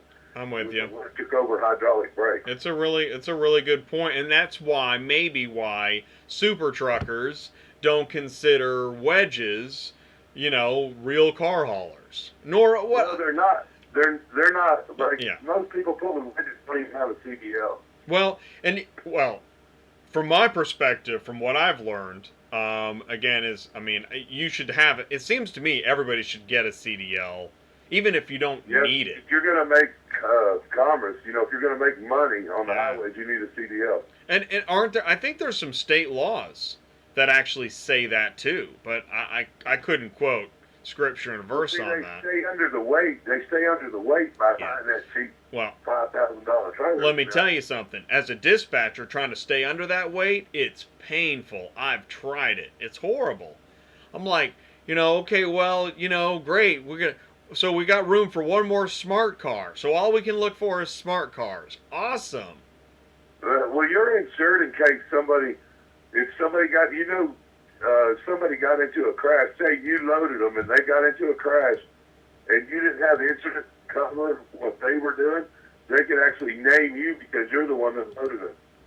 Actually, You didn't think about that. did you? no, listen, I'll tell you what, I've actually had this argument already, again, because I have a special affinity for thinking about lawyers, which is why I had somebody suggest that I should get a power of attorney over my drivers so I could fill out packets. No, thank you. I'm not doing any power of attorney over anybody. I am literally, when I work with you, Dave, I'm working for you.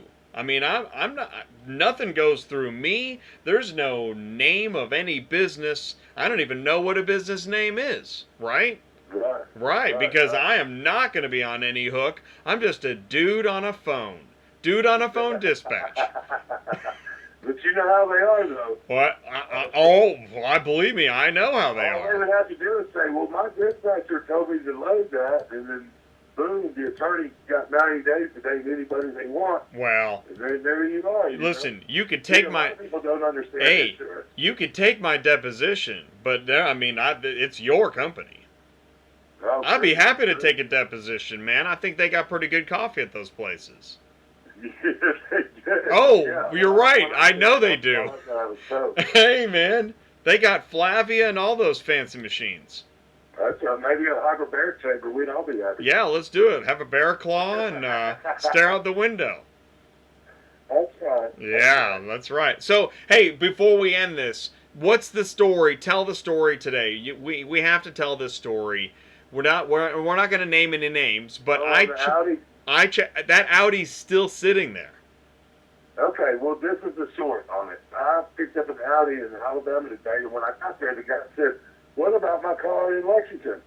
I says, I don't know about the car in Lexington. Tell me about it. He says, well, I need it bad. I need it like right now. I says, well, I can go get it, you know.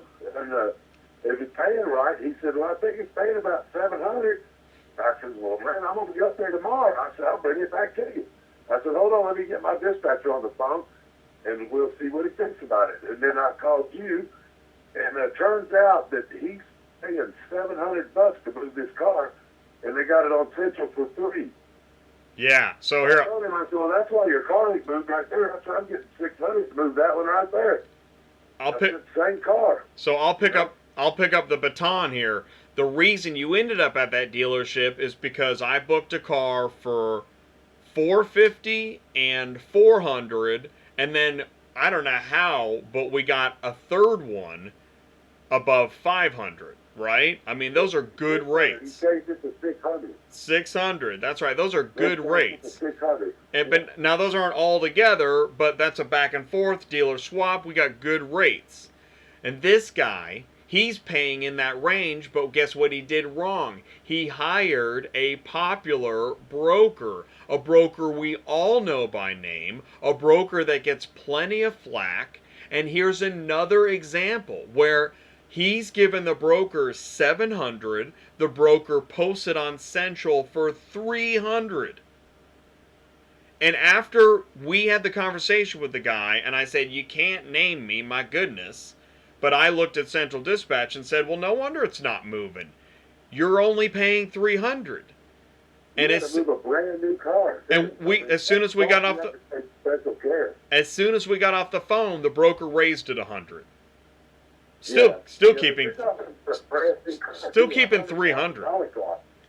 You know, so I mean, you put a nick on that or throw a stone out behind your tire, and let me tell you how that's going to work out. Exactly. So this is a real world example. This really happened today, where the broker thinks they get half of the transport money for making the transaction happen. But the driver's taking all the risk, doing all the work, taking the bulk of the expenses. I mean, we know there's a value for having the connection, but it's not half of the transport. I mean, this is why so many drivers and dispatchers have had it with so many brokers. This really happened again today. That's nuts. It's crazy. It's crazy. No gas, he ain't paid for no insurance, he ain't paid for no tires, no nothing. Nothing. And that dealer, now that and this is why brokers tell you nobody can talk to each other. Oh, no, nobody can talk to each other. Because if everyone finds out what a shell game this is, of course they're going to hate you. I bet he calls us direct next time. He isn't going to call that broker again. No, he'll call us is what he'll do. And so this is a lesson to car shipping customers, brokers, dispatchers, and drivers. Everybody needs to realize that sooner or later, people are probably going to find out that if you are overcharging on your end of the deal, that house of cards is eventually coming down. Because customers find out eventually. You know, they're standing there and they're looking at you and they're saying, you know, they mention the price. Nobody pulled any sideshow, and they mention the price, and now you know that you're getting a fraction of that. It's not right. I wouldn't get into a nickel and dime conversation with a customer though. He was a dealer, so that's kind of different. But he couldn't get his car moved, and there's a reason he couldn't get it moved, because the broker was keeping over half the money. Until he talked to you. I know. Well, and I'm the one that told him, and then I'm like, oh, brother, I don't need a bunch of angry phone calls, but here's the deal, man. Yeah, he was mad after that. He should be mad. Stop his feet or nothing, but you could tell he was disgusted, because I told him, I said, well, I'll move it for you tomorrow. Yeah. You know? And he said, well, when you said it was $300, I was like, well, I don't want to move that. I mean, I can pick up cars that pay $500. Why would I want to move a $300 car, you know? And meanwhile, he's probably begging the broker before this phone call, like, can't we get this moved? And he's getting the song and dance, well, we've got great rates and great trucks and door to door and all these pizzas. It's stupid. That's right. You want your car moved, you know who to call. Oh, man. So, and you know what's really interesting, and I'll take my sip of, because I'm trying to be super safe, is that I am starting to get emails and phone calls. That last show, I had that lady in California reach out to me trying to get help. Oh, guess what? It was the same broker that she was dealing with. So if you want to find out who that broker was, go back to episode 30, I think it was. Episode 30 or episode 31, and same broker. And she got the runaround on the price. It didn't make sense. Nothing was happening. She couldn't get a trucker because the broker was trying to keep too much of the money. It's crazy. That happens every day. It does. It's messed up, and again, everybody serves a function, but you know what, Dave? I'm as your dispatcher, because I know the pizza language. You don't understand the pizza language, but I know the pizza language, so I got to take 50%. Exact click. So, it's crazy. It's crazy. All right, well, on that note, Dave, man, it is late, right?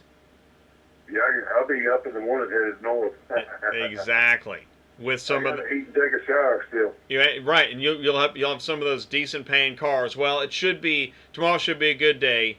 So I will talk to you in the morning at some point, and thank you so much for coming on the show. I salute you, and they had a car fire on 840, so 840 was closed down for, I don't know, I'll probably sit there an hour. Oh, is that right? Because you should be home by now.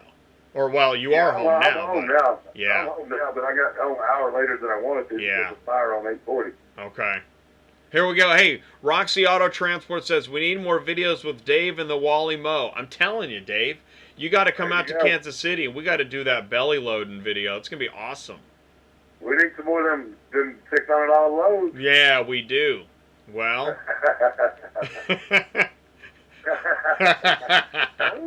Oh, get to work. Oh, well, I tell you what, if that one company wouldn't post all those vans that, well, we don't know how long they are.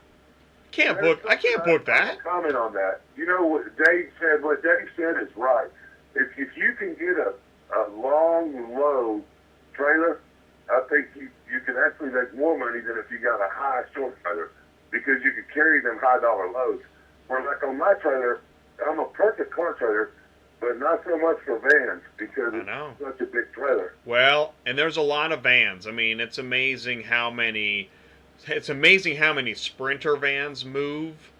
So yeah, all day. I know. That was good advice, though. That was good advice. I would really look into that, because let's say if I could rewind and go back to the beginning, I would probably get a 53-foot lowboy and do nothing but haul them damn vans. There you go, man. They pay so good. That is good advice. But one thing about your car trailer too, if you're a new car hauler and you're listening, think about this. One of your cars pays for your fuel. So if you can only haul 2 cars, one of them is going to buy your fuel. So all your profit is only going to be the other car. So sit down and put a to your insurance. Find out how much your truck's going to be, how much your trailer's going to be, and then get a quote on that. And then figure one of your cars pays for your gas, and your profit is the other car. And see if that's going to work out for you. That's a good way to look at it, because that is another good thing is the itemization. If you can itemize as a percentage or as a flat rate, and then you've got your grid and you can see where all of your expenses fall and what you've got to make as a cents per mile. Right. See, I haul 4 cars, but one of them cars just pays my fuel. So the other 3 cars is my money. So Yeah. if you can only haul a 3 car, you're only going to get paid for 2 cars. This is how you need to think about that. Yeah, no doubt. Which is why a single car doesn't really make sense. No, because if you put a trailer payment, a truck payment in there with the insurance payment, and then a fuel payment, you ain't going to make money. You're going to go broke. And then Dave's going to be buying your trailer from you. Oh my gosh. That's funny. Oh man. I hear you. Put pencil to it's about the best advice I can give you. What is? Put a pencil to it. Put a pencil to it. Yeah. Yeah, add up your truck payment, Yeah. add up your trailer payment, Yeah. add up your insurance payment, and then estimate your fuel, and see, and then look around and see, talk to Jay, because he's a good dispatcher, and you'll see if you'll make enough money to cover your expenses. Step 1, create a long-term strategic business plan. That's right. Yeah, man, that is step 1. All right, brother. Cool, man. Thanks so much. I'll talk to you soon. Yes, sir. All right, peace out. Bye. Bye. Okay, so I know that Dave has to go, and so Hotshot Dave had to go, and Dave Williams needs to go, and Serge I think is in the middle of I think he's at the end of his day, and he's just doing downtime now. So I was gonna do like a party line, but I think, once again, I'm over 2 hours. And that's okay. We'll do another party line again sometime. But this has been the additional information, trailers, and insurance show. So, I mean, I appreciate you guys. I still have people here listening and watching, and it's amazing to me. I love it. But that there's a reason, hopefully, and that is that there is so much to know. That's why I do the show. And what's really interesting to me is that I watch other shows, and I've heard a couple guys say, "Oh, it's all been said. I mean, what else is there to do?" And I'm like, "No, that's crazy, man. There really is endless subtopics on this, larger topic." Oh, I got awesome. Hey, what's up?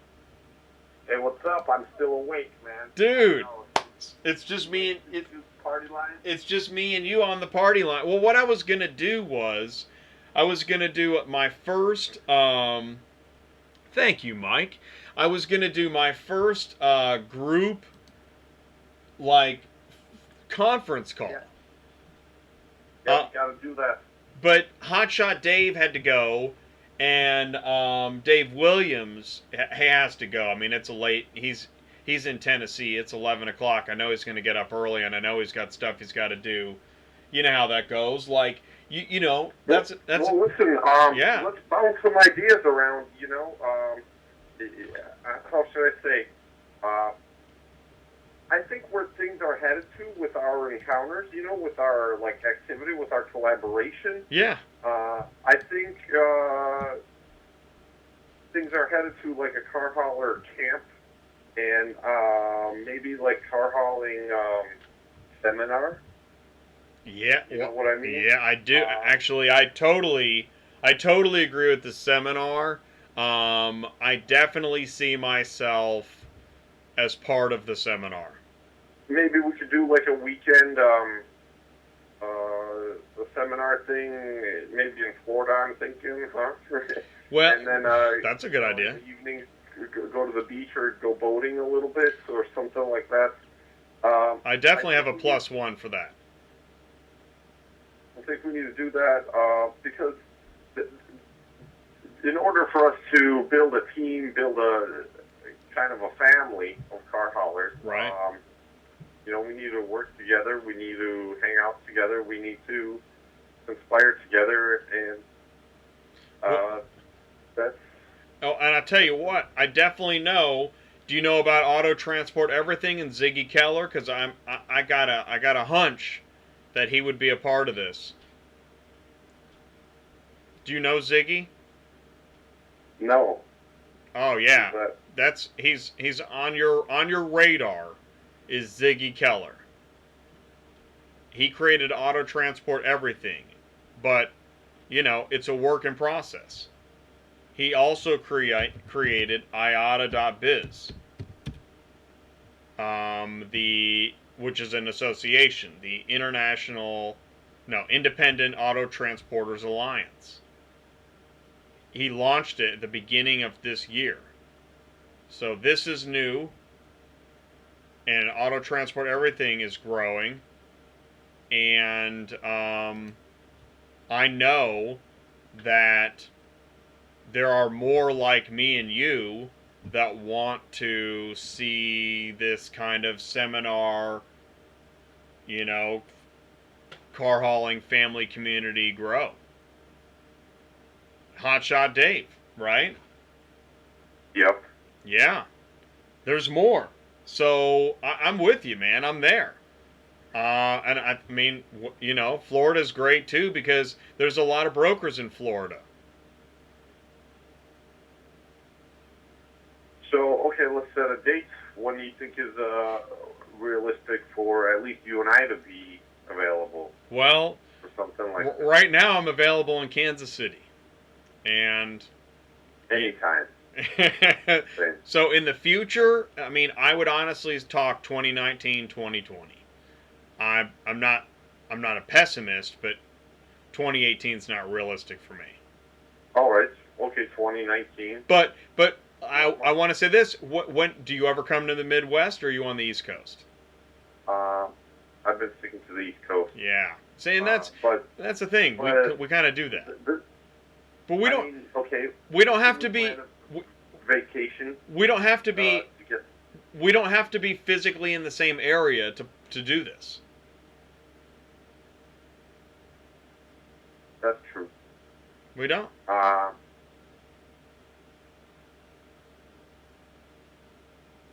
Yeah. So, and I'm looking at Auto Transport Everything. They got some nice trailers. Auto Transport Everything is cool, man. It is. It's really cool. Ziggy's cool, and I have met some other folks that he networks with. You know, Hotshot Dave is up in Delaware. Ziggy is in, I don't want to get the state wrong, but it's like PA, New Jersey. He's in that area. And I know that you run up there. And but there's car haulers all over the U.S. So, you know, this is not a regional phenomenon. Yeah, you know, I think we should do like maybe a seminar in different cities every 3 months or so. Well, here's the thing, and that's where it's going to really take some serious strategy, sponsorship, etc., because it's going to get expensive quickly to really do something. That's why I think, I honestly think the right way to do this in a fiscally responsible manner is to do it through social media like we're doing right now. Yeah. For now, we'll get to physical later, but for now, I think we keep it internet. Yeah. Because if we start putting chairs in a room, and we've got 80% empty seats, we have a problem. Yeah. Yeah, you're right. I've got some video content. I recorded last trip. I think I got 20 hours of video from last trip. Wow. I was doing these videos, different style. I was thinking car hauling training camp videos. I'm not sure if they should be put up on Serge The Car Hauler because they're more private. I mean, there's like, you know, you could see a lot of things except me going to the bathroom. Okay. You know what I mean? Okay. Okay.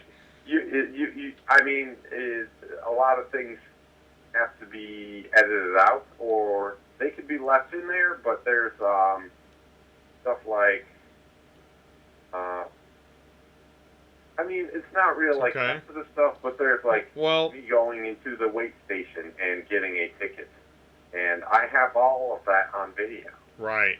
Well, you know what? I mean, you need an editor. You need an edit. Really, with what you just talked about, it's almost like you're shooting a reality show, and reality shows require intense editing, because when you get that much footage, I mean, you're on the editing floor, as they say. I mean, you're at like a 20-to-1, 40-to-1, where for each hour you shot, you might only use 1 or 2 minutes of that footage, max.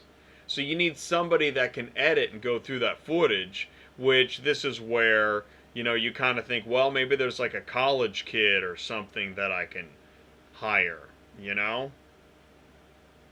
Yeah. That's kind of, I think that's where you are. If you're shooting that much, you need an editor. Which isn't me. I mean, I'm not your editor. I actually don't prefer editing, which is, you know, but I mean, it's a necessary part. Marius from Michigan. Cool, man. So, actually, that's one of the things I like doing about the live show. I don't have to edit anything. But, to do a live show, you have to do a lot of preparation beforehand, and even that doesn't guarantee this will be interesting. I mean, the fact that there are still over a dozen people here right now is awesome. That's that is a miracle. I mean, it's not a total miracle, but it is. So, and this is where, like, the YouTubers, and we're going to wrap it up here in a second, but YouTubers will say, pro YouTubers will say that, and I've got some great pro YouTubers listed on my homepage here, because I am, you know, I do love media. I mean, media is, you know, my thing. But you can make a really, really high quality video or a really, really low quality video, and they could get the same amount of hits based on the content or how it connects to the audience. Frankly, this... Yeah, I've been looking at my top videos. You know what's number one? Yeah. On Serge The Car Hauler right now? What? When I got woken up at a truck stop during a storm, during a thunderstorm, and I thought, maybe I should record this. And I just had my camera on the tripod between the seats. Right. I pushed record and went back to sleep. And yeah, I've seen that. The video's called, what is it, 30 minutes of quiet storm at a truck stop, or calming storm sounds at a truck stop. And, you know, a lot of good comments on there. People have really used that for background noise to fall asleep to. Wow. So, you know, today I recorded a video of me at the shop, and you could hear people grinding metal, clanking on metal with hammers, guys chatting at the shop. You know, I just set up the camera and just push record. And I kind of listened to it myself and actually started falling asleep. That's why I dozed off and almost missed your call. You know. That's awesome, man. So I don't know. You know, there are sounds that we get used to. Well, and so like kind of like you're saying right now is like, you know, you're still on a journey to find out what kind of videos really connect with your audience. Although sometimes it's totally unpredictable. And I'm on the same journey. I mean, you know, sometimes I'm not sure. Sometimes I get videos that do really well, and I'm like, really? I didn't expect that one to do really well. And then you never know. You never know. So I think the end cap on this thought is not to spend too much money or energy on one idea, especially a new idea. So that's where if you can get some kind of, well, here, do this. Rather than just getting an editor, do you shoot all your own footage, like the footage you were just talking about? Yes. Okay. Because if you could, whoever you got to do the editing, if they also wanted to run camera, now they're doing something they want to do rather than something they have to do. Because part of, well, really any enterprise is if you feel like you're part of it, you're more likely to follow through. Yeah. So, Yep. yeah. So I need to find someone to go with me on the road as a helper. That's kind of what I'm thinking. To go with me as a helper, and they'll get to see some of the fancy cars. Yeah, and that's what exactly. They get to be a part of your fancy car excursion. Maybe that's motivating. Plus, if someone shoots it, I know, like when I shoot footage, I know the footage because I shot it. Therefore, it's easier to edit. Yeah, so if someone's out there, I think I could pay $100 a day. Oh, shoot. And, That's a good deal, man. It'd be kind of tight sleeping. I do have 2 bunks in this cab, and it'd be kind of tight, but we can make it work if we're friendly. So let's And, right. Well, it's gonna be. So let's do this. Maybe I can help you do this. Maybe I can help you market this idea, and not just be sporadic, but plan it. Okay, this is a 5-day ride with me, shoot, and you will be required to edit. You're gonna have to shoot and edit a story out of this 5-day, $500 job. And we're gonna do X, Y, and Z, and I want a video to be done. That's an interesting idea. I would think you could find, I don't know. Well, the summer's coming up, so this is the time to do it. Maybe there's somebody that goes to like Full Sail University. They've got the summer off. They've got all this new editing and camera knowledge. Yeah, man, start, I don't know, look on Facebook.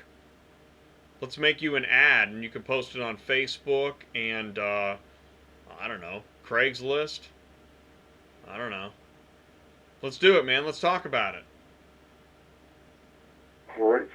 Yeah, man. All right, this is cool. This is part of the creative process live on Auto Transport Intel, dude. That's awesome.